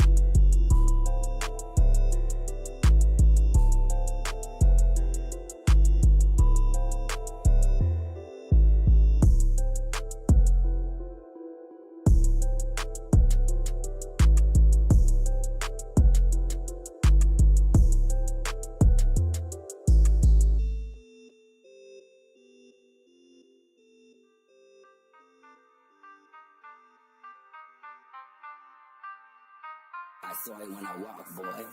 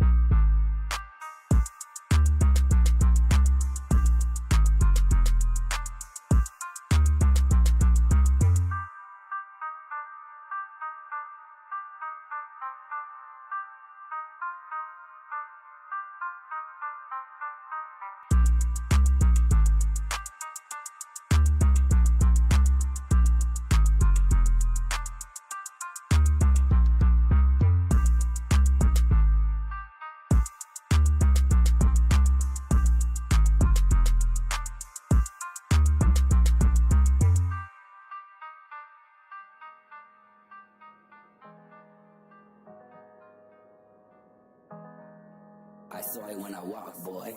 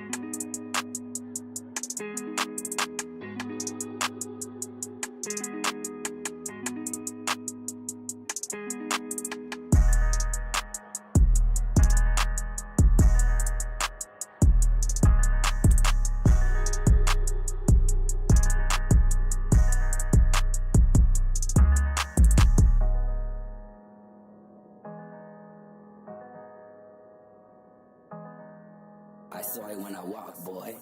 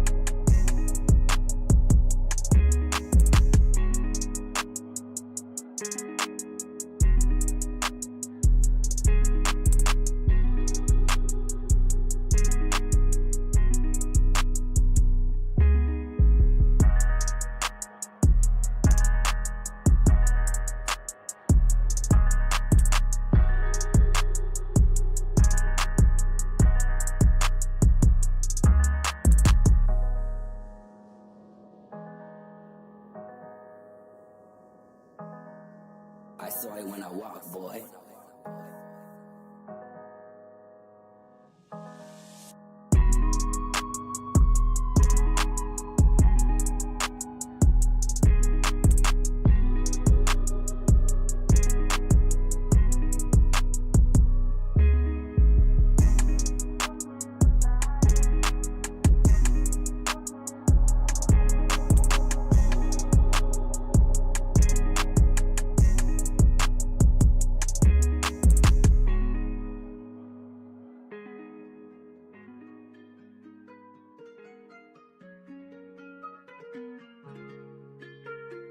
I saw it when I walked, boy.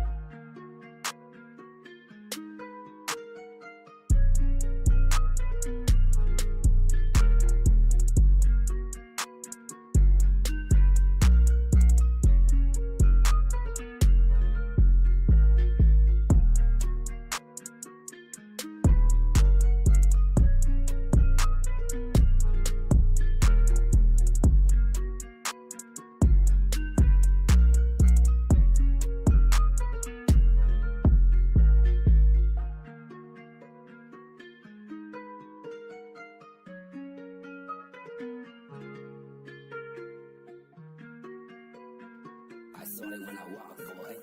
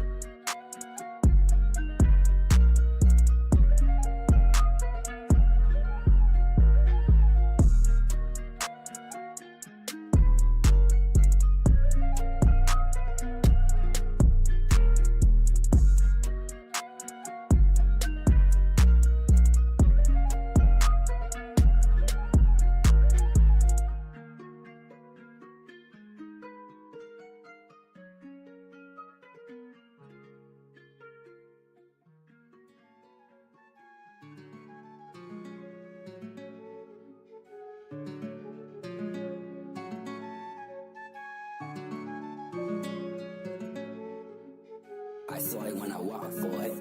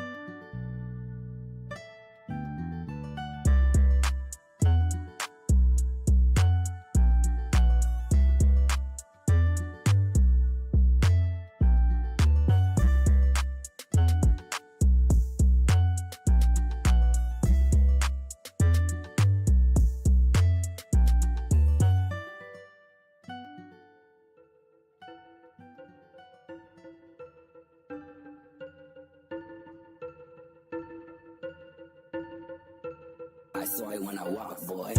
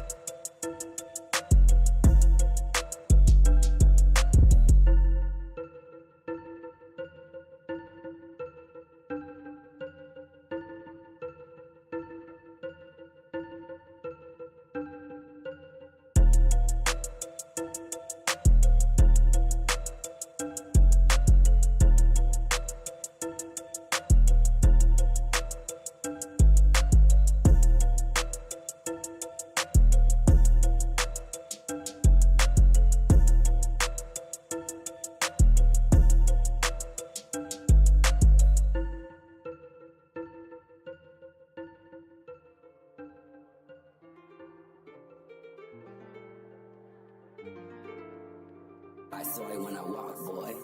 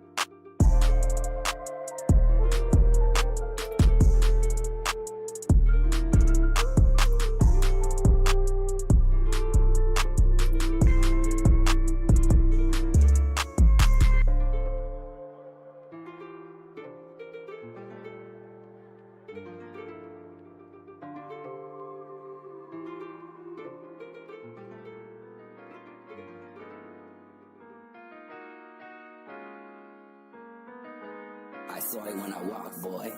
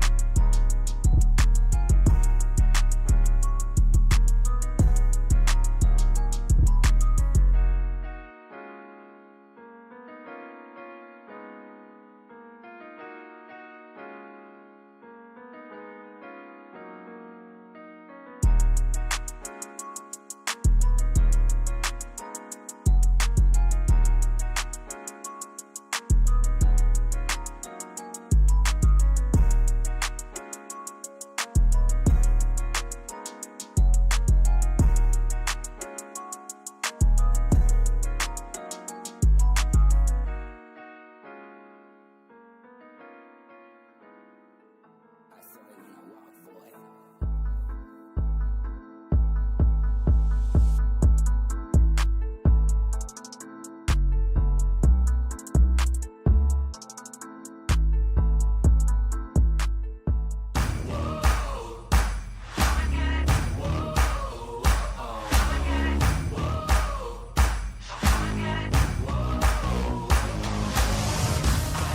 The fire, you'll feel my flame. I'm never tired, don't feel no pain. 'Cause I know you don't have what it takes. I'll build an empire from your mistakes. I'll build an empire from your mistakes. So try your luck, give me all you got. Only need one shot.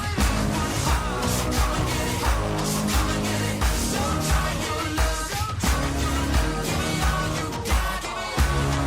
Only need one shot. So come and get it, so come and get it. I am the fire, you know my name.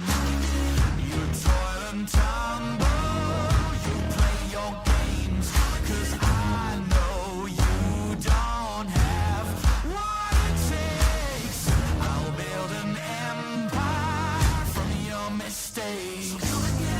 I'll build an empire from your mistakes. So try your luck, give me all you got. Only need one shot.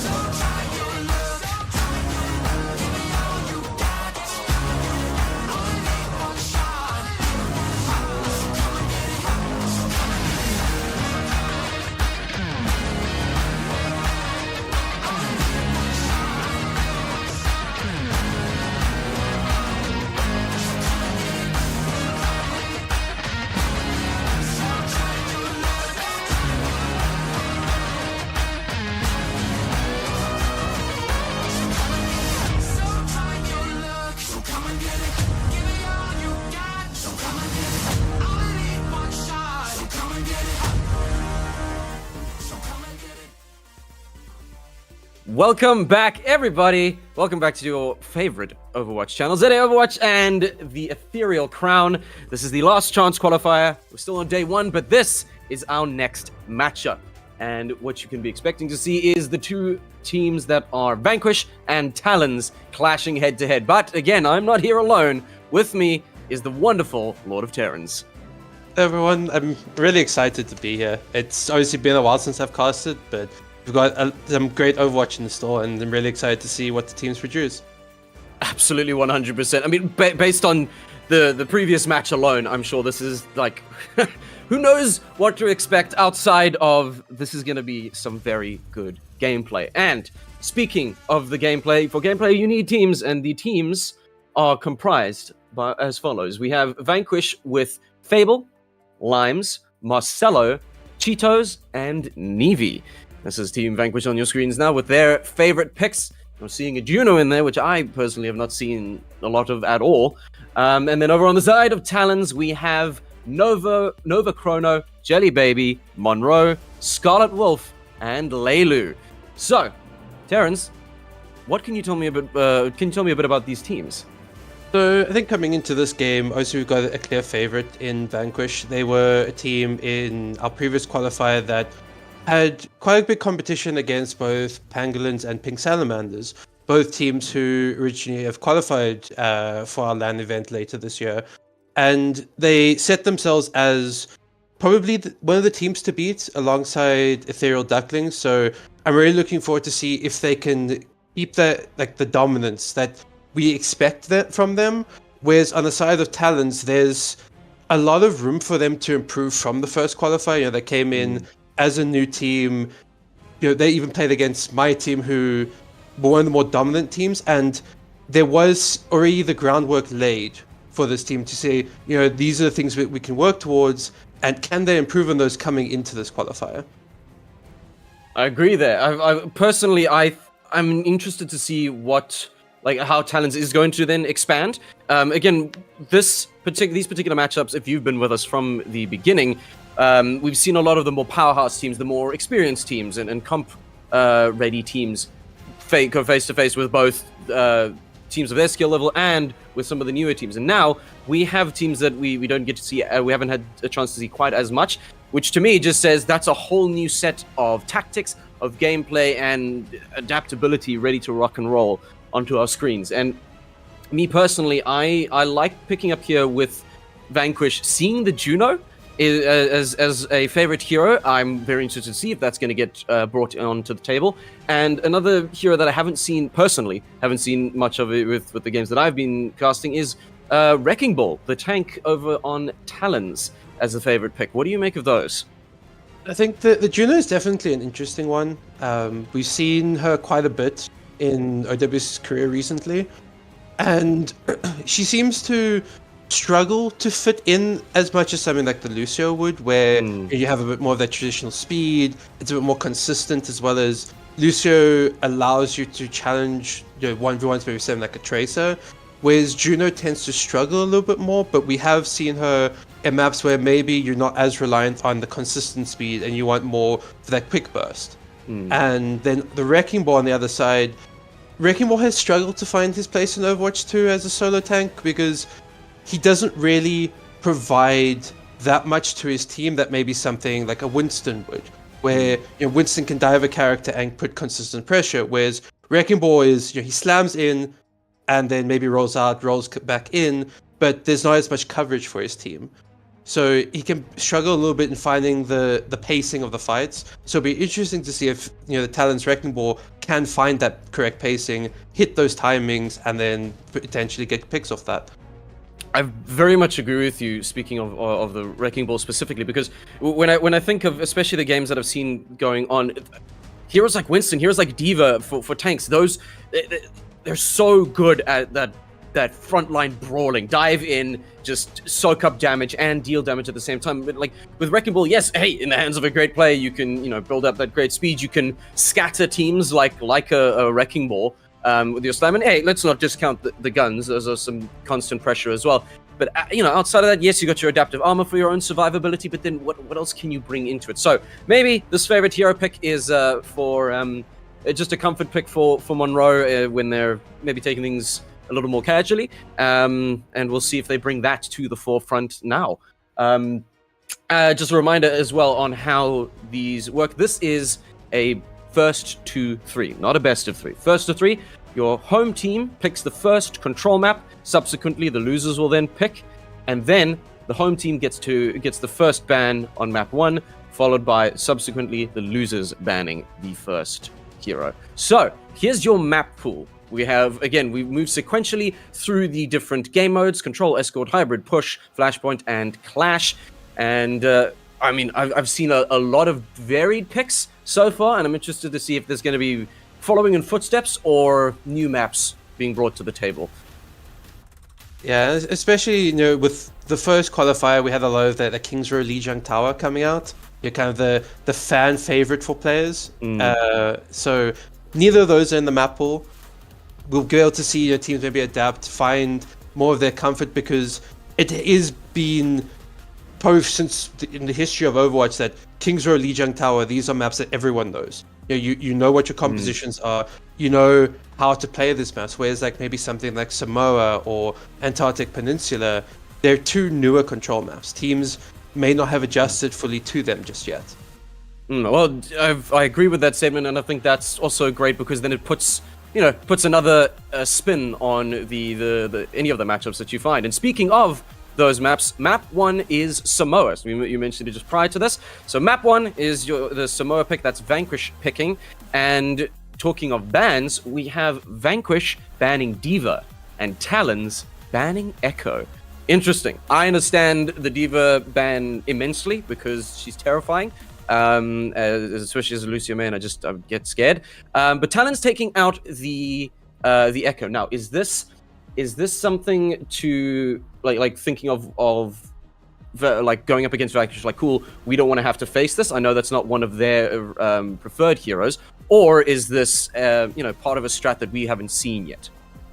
I think it's probably something that they don't want to face, because I think Echo in general is quite a punishing hero for a lot of teams. You know, she has a lot of burst damage as well as kind of like a decent amount of spam. Obviously, she's not your traditional spam hero like something like Hanzo would be, but she can put a lot of pressure onto a team. You know, you hit 5 stickies and then someone has to hide in that situation. Like even the tank sometimes can be under pressure. So it could be somewhat like a ban that they're looking at. Okay, we don't want this as just something that can burst us down. Maybe we're looking at playing something more brawly because it's difficult for us to hunt that Echo down. I agree there. Again, this is going to be their first matchup. They don't know yet what the other team, what their foe, their enemy is bringing to the table, but that's what map 1 is going to be all about. It's going to be about clashing fists and swapping tactics and seeing which ones come out on top in map 1 Samoa. Look, again, I've seen Echo do some scary stuff, so with that off the board, it's going to be interesting to see what they bring to the table as we load in. Okay, we loaded in. And personally, Terran, I want to see what the tank picks are going to be, because again, we saw so much D.Va in the previous matches, and we're just going to take a quick little break, no stress. We saw so much D.Va previously, right? And then a good amount of Winston. Do you expect, maybe especially with the map pick of Samoa, are we expecting some of those similar picks, or are we going to start seeing Ramattra or Zarya? I think in general we're probably looking more towards like brawlier heroes over like throughout Samoa, especially for Volcano, I believe it's called. It's not really a lot of high grounds, not long distances that you need to dive. But I do think there's kind of a variety of styles in Samoa. You can play dive, you can play brawl. Spam is probably the hardest style. I think in general, on control maps, spam doesn't really allow you the space because you want those faster pace fights, and there's not as long distances that something like Havana or Circuit Royale would offer you.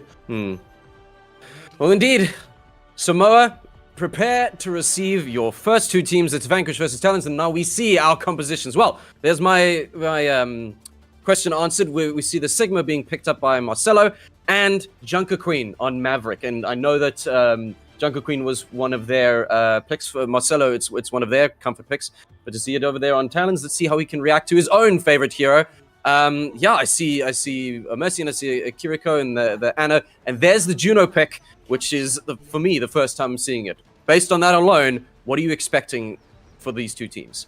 I think you're expecting a lot of fast pace from Talon. So, you've got that Juno for that insta speed boost, as well as the Junk Queen, who is quite aggressive. She wants to be up in your face. Whereas on the other side, you're looking at a Sigma, your Soldier, Sojourn. They want to be further away from the fight. Well, let's see how long they can keep that distance, because the two teams have finally met. It's a great brawl out on the points, and you know what? Vanquish taking no prisoners first few seconds of the fight, and they've vanquished two of their enemies. The push now from Vanquish is just, we need our space, get rid of you, and comfortably taking the first point over to them. Well done, Vanquish. Talons, regroup and re-strategize. Yeah, it was just that situation of you couldn't close the distance just in time, and Lovacrona going off the map. Not sure if maybe that's just not knowing the map that much. Reaper taking a quick swim, it seems. The swap over to the Sojourn, I think it's good. Reaper kind of struggles against this composition. It's going to be difficult for him to close the distance, whereas Sojourn has a bit more pressure. You can shoot down that shield a bit easier, make it a bit easier for that Jungle Queen to approach. And speaking of Jungle Queen approaching, a very aggressive push straight through the inside there, and supported well by her teammates. Now it's a massive brawl with the May walls going up. And unfortunately, my goodness me, it's again Vanquish living up to their name. 3 down on the side of Talons. Chased down is the poor Scarlet Wolf. And there finally falls the Sojourn. It's a team kill, a clean wipe from Vanquish. They stop them dead in their tracks, and the points keep ticking up in their favor. And I think this is where we see the problem of not having something like that Lucio to get the Jungle Queen into that fight. Because even though you get the May wall, it just the fight doesn't end in time. Well, it's ended for Nova, I'll tell you that much. The Vanquish, see here pushing up and being nice and aggressive, meeting Talons before they even make it to the point, and a lot of damage being dealt to the side of Talons. Vanquish, comfortably aggressive, not overly. And I think that's a very good point, because, hey, King of points is 71% of the way there. All they need is that final 25%, and it's all theirs on map 1. Yeah, it's a lot of good pressure, especially coming from the Sigma and the 2 DPS, making it very difficult for Talons to approach. I mean, you even see the sleep on the Jungle Queen. The wall has to come out just to save them. Well, here comes the gravitic flux. Up we go, down we come. It's a bunch of damage, and Marcelo's making sure that Nova's not getting away. Hey, they take away Anna for their trouble, but Fable making quick work of the May. And quickly off go all of these ultimates, and Soldier finding exactly what he wants. His sights set on Talons.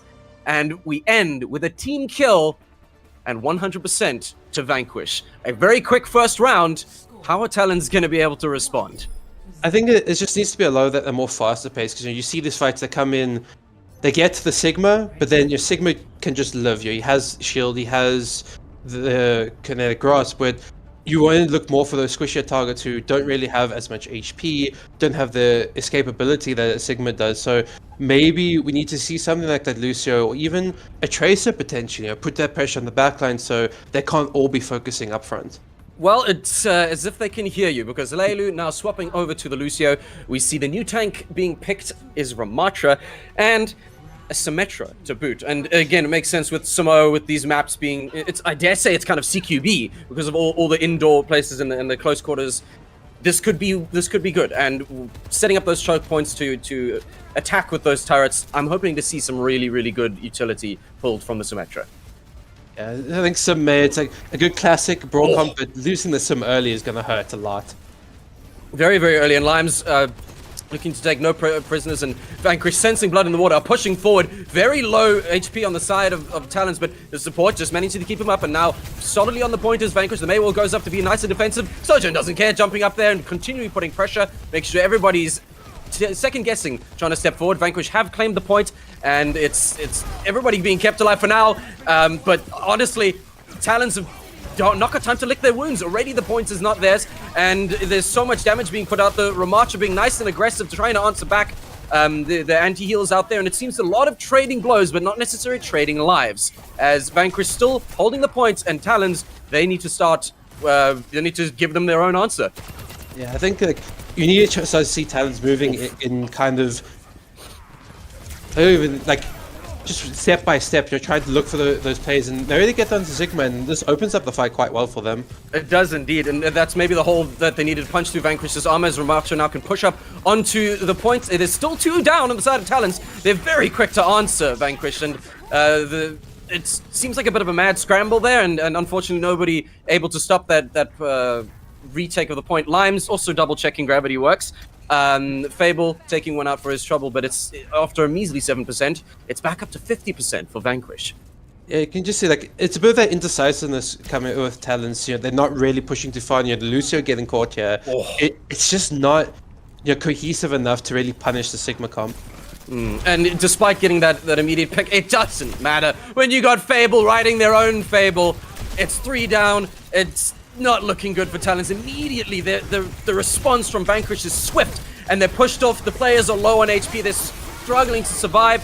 And out comes the Ramacho punchy punchies. The Griffitic Flux is up. Down they come. Maverick does fall to it. And Leilu soon to follow. Followed by Decaf. Vanquish, just a solid answer to anything that Talons is throwing at them. And like you said, it doesn't seem to be the comp to break through that strong armor that is Vanquish's comp.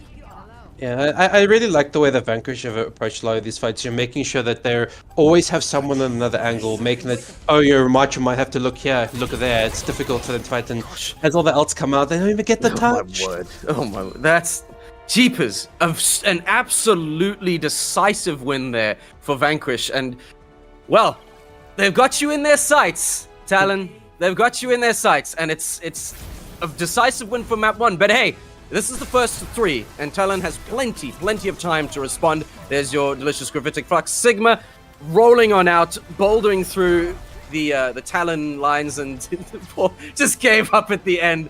Poor Kiriko.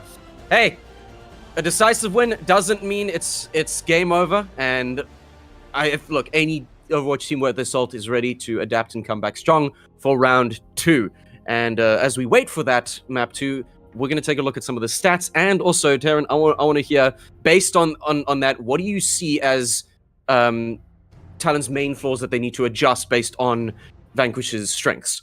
So I think, like, looking at it so far, is Talons, when they take a fight, it's just kind of, oh, we go in. There's no real, oh, you know, this is how we want to approach these fights, and that becomes very important. You know, when you're looking at fights, it's, yes, there's the whole, you know, joke around, oh, just W in and win. And it can work to this extent, but as you start to face these stronger teams, you need to have those targets in mind of how we want to approach these fights. You know, what is the biggest thing on the enemy team that is going to make our lives difficult? And obviously, like, Sigma is one of those, but he's not someone who you can get down very easily, unless he's playing wildly out of position, which we saw a lot of the time. He was playing in a position where he was kind of baiting a lot of the time, you know, look at me so my team can kill you.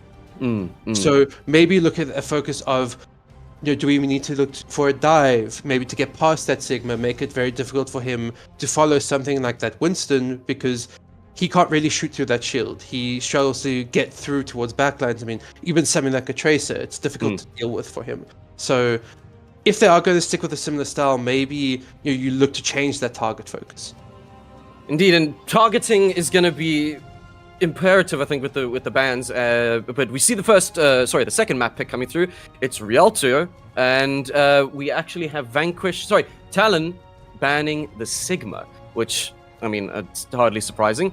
Also reminded that the game mode is now changed. It's now Escort, and this is Talon's map pick. But yes, Talon have banned out Sigma. I don't think anybody here is surprised by that. And again, probably them shifting to like, okay, well, it's difficult to get past this. We're going to need to take out something that was strong, you know, remove that armor plate, as it were, and now we can adapt our comp more aggressively. Yeah, I also think, like, the Rialto map pick is a bit interesting in the sense of, oh, you just play against a spam comp, and then you play against a map where historically we've seen maybe not necessarily spam directly, but more spam-oriented characters.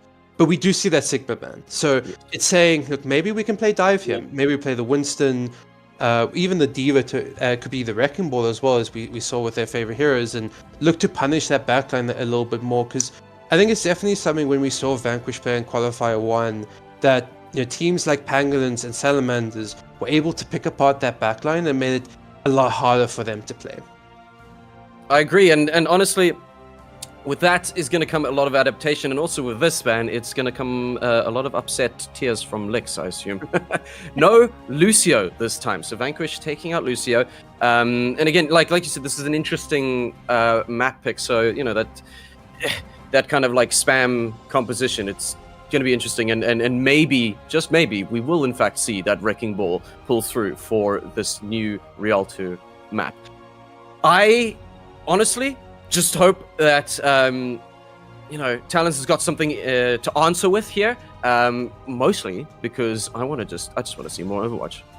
More Overwatch is always good Overwatch, and I also would potentially like to see Widowmaker on both sides. Yeah, I think that's always a fun matchup. You see that Widowmaker 1v1. Yeah, and that can be something that can just catapult you so quickly on the map here. You get that first pick, it gives a lot of confidence, and then you kind of steamroll the map from there. I agree, and with those sightlines, I would be very surprised if we don't see it too. But the clock ticks down. We see our picks, and it's 2 Junos. There we go, fantastic. There's your Widowmaker on the side of Vanquish, and Nova picking up Reaper. Limes on the Soldier again.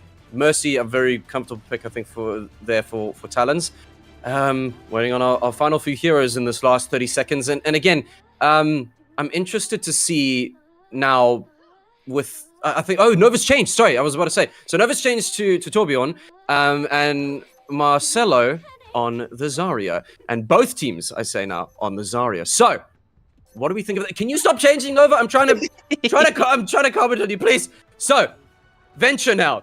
What do we think? 2 Rosarias. We've got a Venture and 2 Junos as well. What's your take on that? I think overall I like Talons' comp more so because the Venture Reaper tend to support the Zarya a lot better than Widowmaker Soldier. You can bubble the Venture Reaper when they go in, get you that free charge, and makes them even stronger because they can be more aggressive without maybe needing to use their cooldowns. Yeah, I agree. And so as we first clash immediately, I'm seeing the Reaper pushing through the backline, so hopefully going to be able to capitalize on this. That Widow's in a lot of trouble, and don't worry, your troubles are all over now. Maverick was there with them. That's Fable out of the fight, and now Vanquish have fallen to first blood as the Zaryas fight 1v1. I'm interested to see, again, with Juno, hopefully they can, with that additional acceleration gameplay is something I've taken to saying maybe it's going to be just as fast-paced. Maverick and Marcelo, the Zarya is fighting. It's Russia v Russia. There's powerhouses and beams crossing streams, but ultimately it's Marcelo coming out on top. There's a lot of exchange of fire. Maverick's brought right back into the fight. Talon's looking a little bit wounded. Nova succumbing to their wounds. Now, Decaf ready to answer back. Marcelo, good support on by their team, but that's looking really low. And ultimately, Scarlet Wolf not enough support their shield wall, and Decaf as well is gone. Limes taken out for their trouble. It's a really, really scrappy fight. As then again, Maverick falls, but ultimately, Vanquish seemed to find the most value out of that. Yeah, I think a massive credit's got to go to Vanquish's support set, keeping Marcelo up, allowing him to maintain that aggressive position, because he had the higher charge for majority of that fight, and it made it very difficult for Maverick really to push forward, because you've just got the Zarya beaming you down every time. You can't push to look for those supports. Well, they're going to need plenty of support now. It's a little bit of a skirmish on the bridge. The two teams find each other. Venture having to knock back and head back and lick their wounds. We do have excuse me. I nearly choked on my own spit. Excuse me. We do have 2 ultimates ready on the side of Talons, and now actually with Juno coming back as well, it's going to be interesting to see where they commit this. I was about to say, where's the big old orb, and out goes multiple ultimates. It's only Decaf that gets found. But now, Soldier 76 pushing back, ready to answer with some frags. Unfortunately, his answer is cut short by Maverick. Nova Chrono is going to be taken down by Fable. Fable now on fire. The Death Blossom's nearly ready for Decaf. We're going to be interested to see how they can do that. The Nova ultimate also ready as well. But I think Decaf is really going to have to put that ultimate to good use. Yes, we've got a res back into the fight, but Scarlet Wolf immediately taken out by Fable. It's the Wild West out here. And out goes our...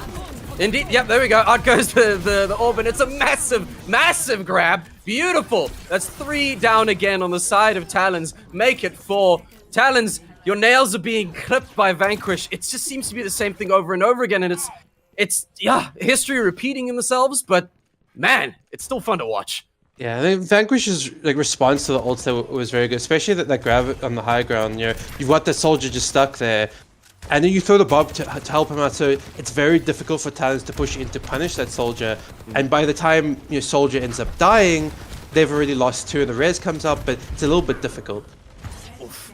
Decaf and Lime's in a bit of a flank fight there, and ultimately take. Jeez, Louise, Leilu grounded immediately, and off we go. And another incredible push. It's a 10-player kill streak, and Lime's cleaning up Scarlet Wolf for their trouble. Nevi managing to take down Maverick.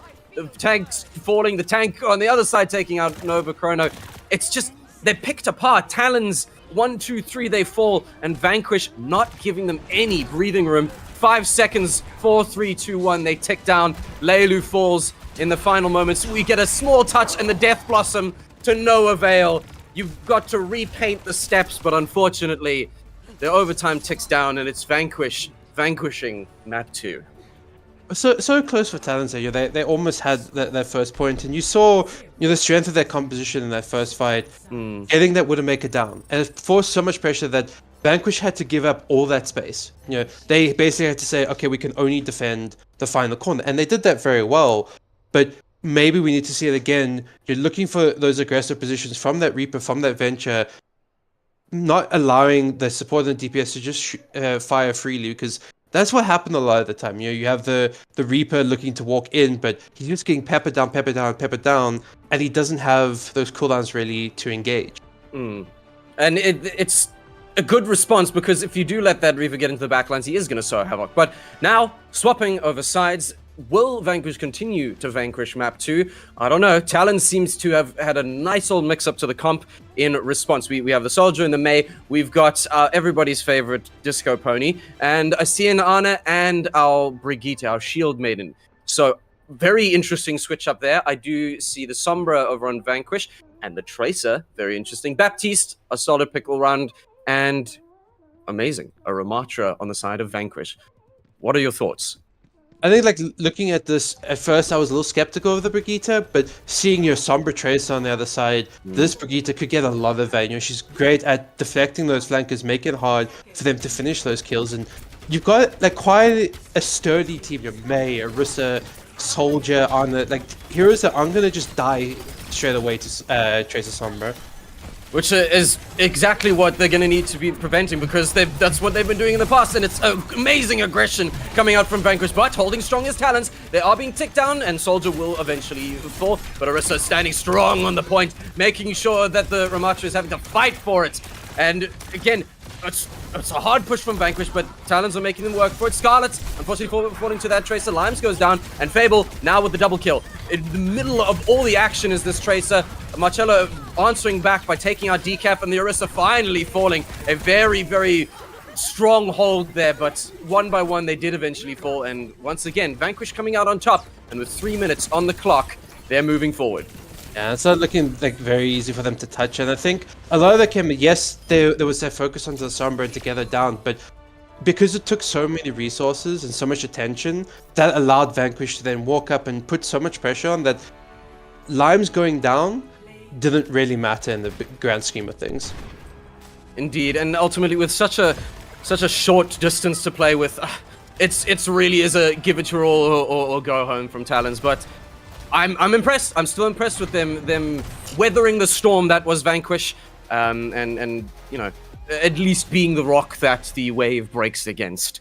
An impressive showing from both teams. Of Vanquish, another very decisive victory in map 2 that puts them on match point. There's only one map victory left for Vanquish to take this. But hey, I've seen reverse sweeps before, and I would love to see it from Talons. You know, it's just you're falling behind for the content. You know, making sure that we get all the games as much as we possibly can. But yeah, I do agree with Talons. Especially looking at them coming from Qualifier 1.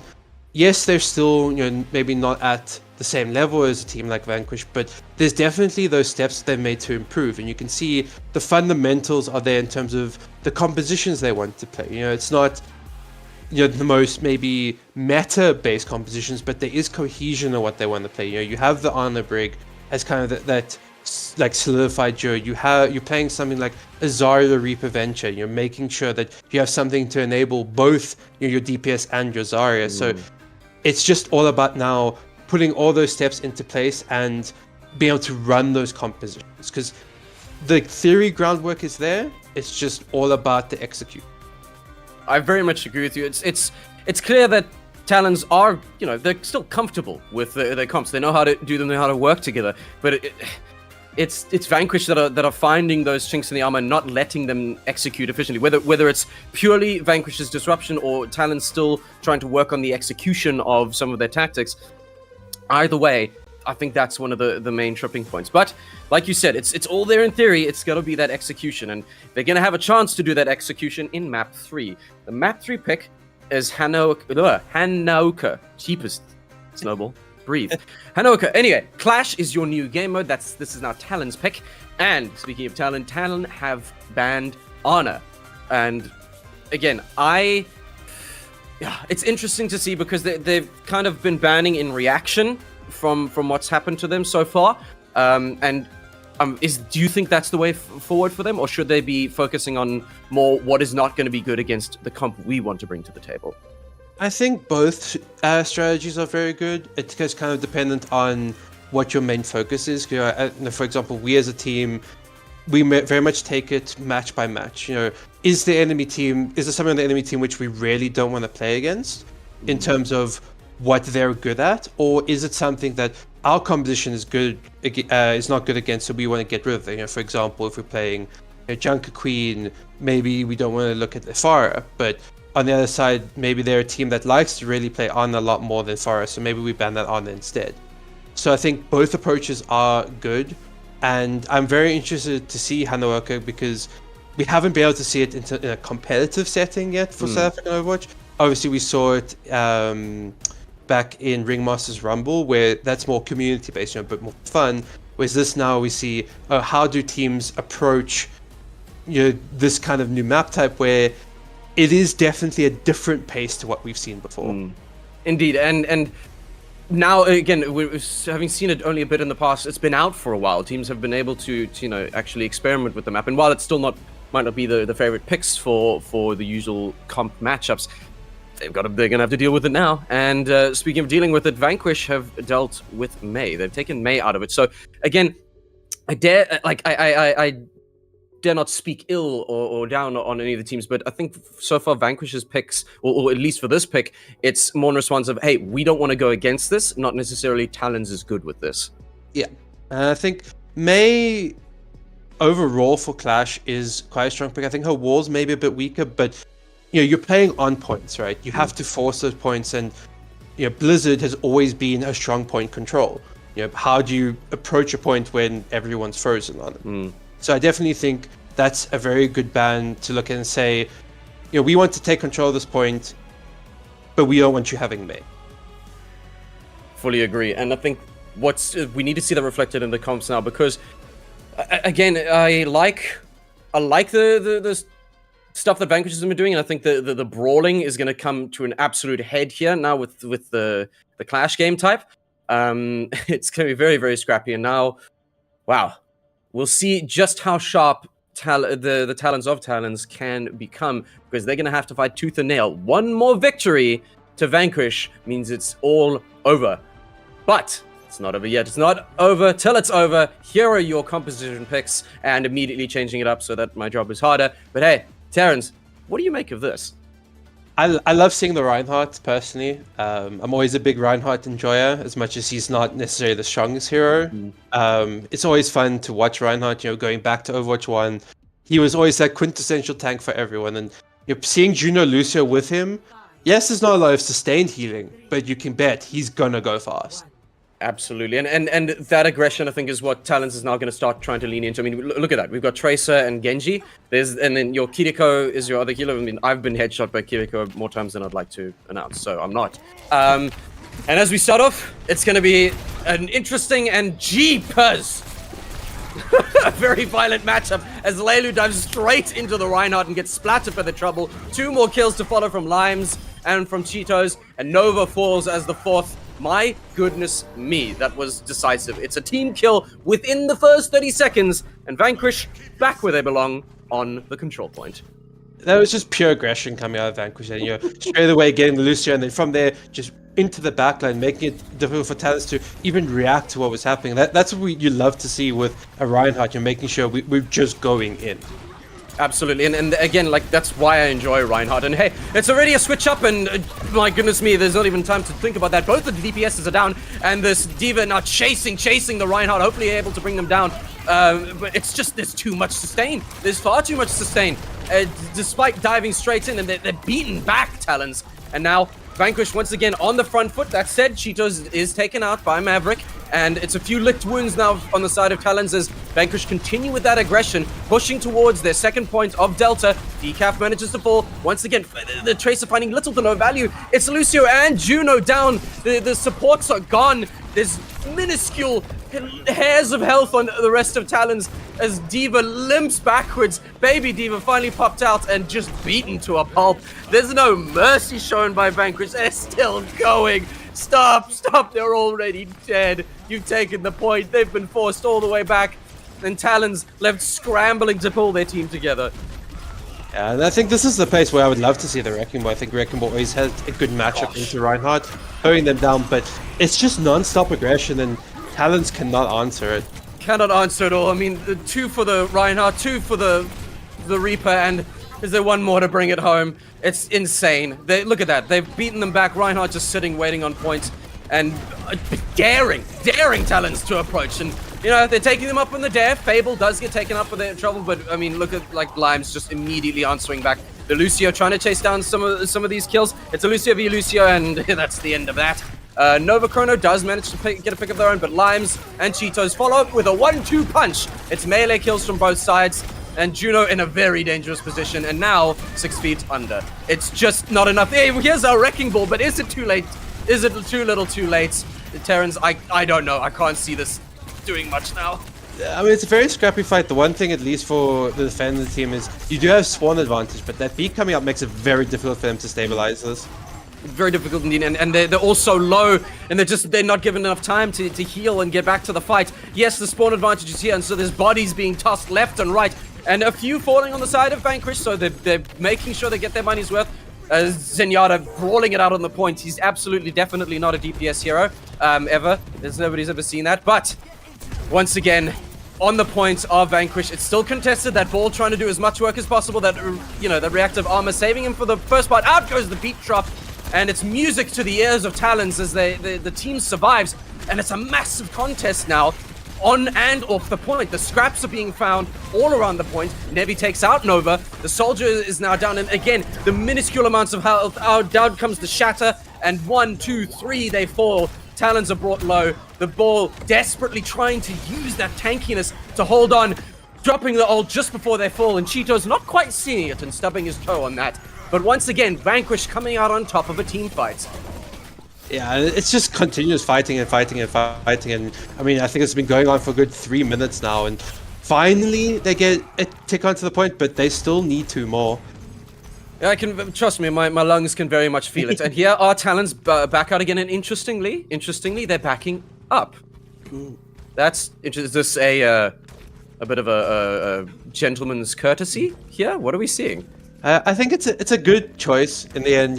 You're starting to lose out on the trades a bit more, and it becomes easier to fight for this control point as compared to where it's right outside the spawn. There's not really as much of that spawn advantage now, so maybe we can play to just punish them here, get another point. Well, it just shows you the level of Overwatch that I play at, but we don't want to talk about that. The Bastion is here, and out goes the minigun. The Transcendent's keeping the team nicely alive. Soldier ready with his ultimate, and hopefully going to put it to good use. Vanquish now are beaten back a little bit, and the Zarya managing to clear a bit of room here. Ryan pushing straight forward. Again, beautiful moves from the hero. Both of the supports on Vanquish have their ultimates ready to do this, and out goes the beat drop. It's Scarlet falling in the middle of all of that, followed by Maverick, and the Death Blossom goes out. Delicious. So many fall. It's a pick a piece on the side of Vanquish, but Fable will take 2 for their trouble. Team kill, Delta point is theirs, and we're right back where we were before. And now back onto the Reinmer. I mean, if you're confident, I like to see this. We always want to see Reinhardt versus Reinhardt, but a little bit of a cheat. On the other side, you got a Zenyatta Bastion. Maybe not really fair for the enemy Reinhardt. That being said, enemy Reinhardt does have speed and Juno Lucio, so bit of both worlds on both sides. Indeed, although when you're fighting tooth and nail on your final point, I don't think fairness is at the top of your list. Hey, all's fair in love and war and Overwatch competitive leagues. Now, couple ultimates ready on the side of Vanquish, and again, I see again more the backing up and using them to farm in some of their ultimates before they fully commit. And there's still ways to go for talents. So, the two teams now kind of waiting out the initial committal, I dare say, Terrence. Yeah, and I think it's a good choice, again, because you're not really in a comfortable position. You're fighting into a Bastion Zen. Probably not something you want, whereas here, now you can flank that Zen and really see the picks coming out from Limes. Exactly, Limes doing what he does best on that Reaper, and it's now 3 down with beautiful Lucio plays. I'm sure Lix is very, very happy to see Cheetos popping off. In comes the artillery strike, and it's indirect fire. That is, in fact, completely indirect. Unfortunate. The grid coordinates are off. It is to no avail, as it's still contested in throwing bodies, are they? But it's not enough. It's not enough as the Delta point gets claimed as Vanquish. In fact, Vanquish once again, an incredible decisive showing from that team. Talons, I applaud you for putting up the fight that you did. Amazing Overwatch regardless, but amazing job, particularly to Vanquish. Yeah, and I think also like in this map we got to see the real kind of gameplay loop of Clash. You saw, even though Vanquish seemed to be the more dominant team, if you're not winning those fights, consistently with 5 people every time, it's very difficult to take that last point. And Talons did a very good job of always making sure, look, if we're going down, we're taking someone with them. We're making it so that they have to fight every inch to try and get this point. And in the end, they only allowed them to get that 1 tick despite that fight going on for what felt like an eternity. Absolutely agree. And look, at the end of the day, yes, Vanquish took the overall victory, but I, again, completely applaud Talons. That's the mark of a good team. You keep fighting, you keep scratching, you fight tooth and nail with every last bullet in your arsenal, and you make them work for it. And ultimately, a loss can teach you far, far more than a win. And Talons, I'm impressed. I'm very impressed with what you've managed to do. And again, I will say, I wanted 5 maps, but then again, I'm just greedy.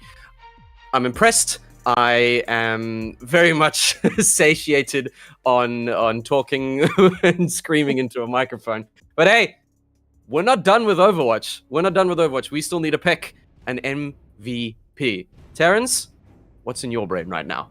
I think probably the 2 that I am leaning towards is the DPS on the side of Vanquish. I think both Fable and Limes performed incredibly well. You're always making sure that Talons never had a chance really to get into these fights. I mean, how many times were they finding that pick-off where, as Talons are about to set up, now they're down 4v5. How do you approach that fight? And seeing them take these angles, put this pressure on, made it so difficult for Talons really to know, okay, what is our focus? Do we want to put that focus onto that Soldier or Ashe that's killing us from the right side, or are we trying to burst down the tank? And they just didn't have the time really to think about that. So I think overall, I'd probably say Limes, but it's only just barely over Fable.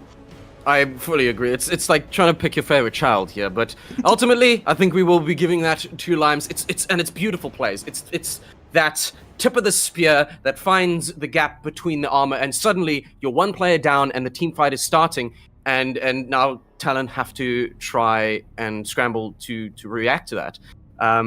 Either way, it's a beautiful play, and what we can do now, yeah, there we go. There's Limes, and what we can see next is our brackets. So, a reminder that they're not just playing for the sake of beating the snot out of each other. No. This is to qualify for the LAN in October. We did earlier see our 3-1 victory, and SG knocked down to the lower bracket, but not knocked out. So, hey, I'm ready for a redemption arc there. And now, with a 3-0 victory over Talons, Vanquish are in the next bracket, and they will be facing Ethereal Ducklings. And that, I can guarantee you, is something you don't want to miss. Yeah, I think it's probably the hype match. You're looking to see these are the 2 strongest teams going forward. Who's going to secure the first spot in this qualifier? Is it going to be Vanquish or Ducklings still need to play their match, but they are definitely the favorites there. So looking forward, who is going to be those two teams qualifying? Those are the favorites, I think, for most players, like most spectators going into this. But maybe there's an upset. You still got Talons and Sinister Gaming who maybe they bring it back. Maybe they've worked some kinks out and they surprise a few. And I think that's definitely something which always is so hype about these double elimination brackets. Yeah. You get knocked down, but you're not out. There's always that redemption story, and yes, it's more difficult. Yes, you have to play more games to get there, but sometimes more games is what teams need just to power up. Absolutely. There's so much to be said about gaining momentum. So yes, you may get knocked down, but now in that lower bracket, maybe with just that extra bit of the higher stakes, it being the wind in your sails and behind your back, now you get to power through. So SG and Talon are in the lower bracket, but it's not the last that you see of them. And it's going to be Ethereal Ducklings that are going to be facing against Vanquish next. And you don't have to wait too long for that at all. The next matchup, Ethereal Ducklings versus your recent victors, Vanquish, are going to be seen here at 5 p.m. That is 1700 hours, 5 p.m. right here on ZA Overwatch for more of this fantastic Ethereal crown. Don't go too far, because otherwise I'm going to have to come over and steal your cookies. Thank you for watching, everybody, but stick around.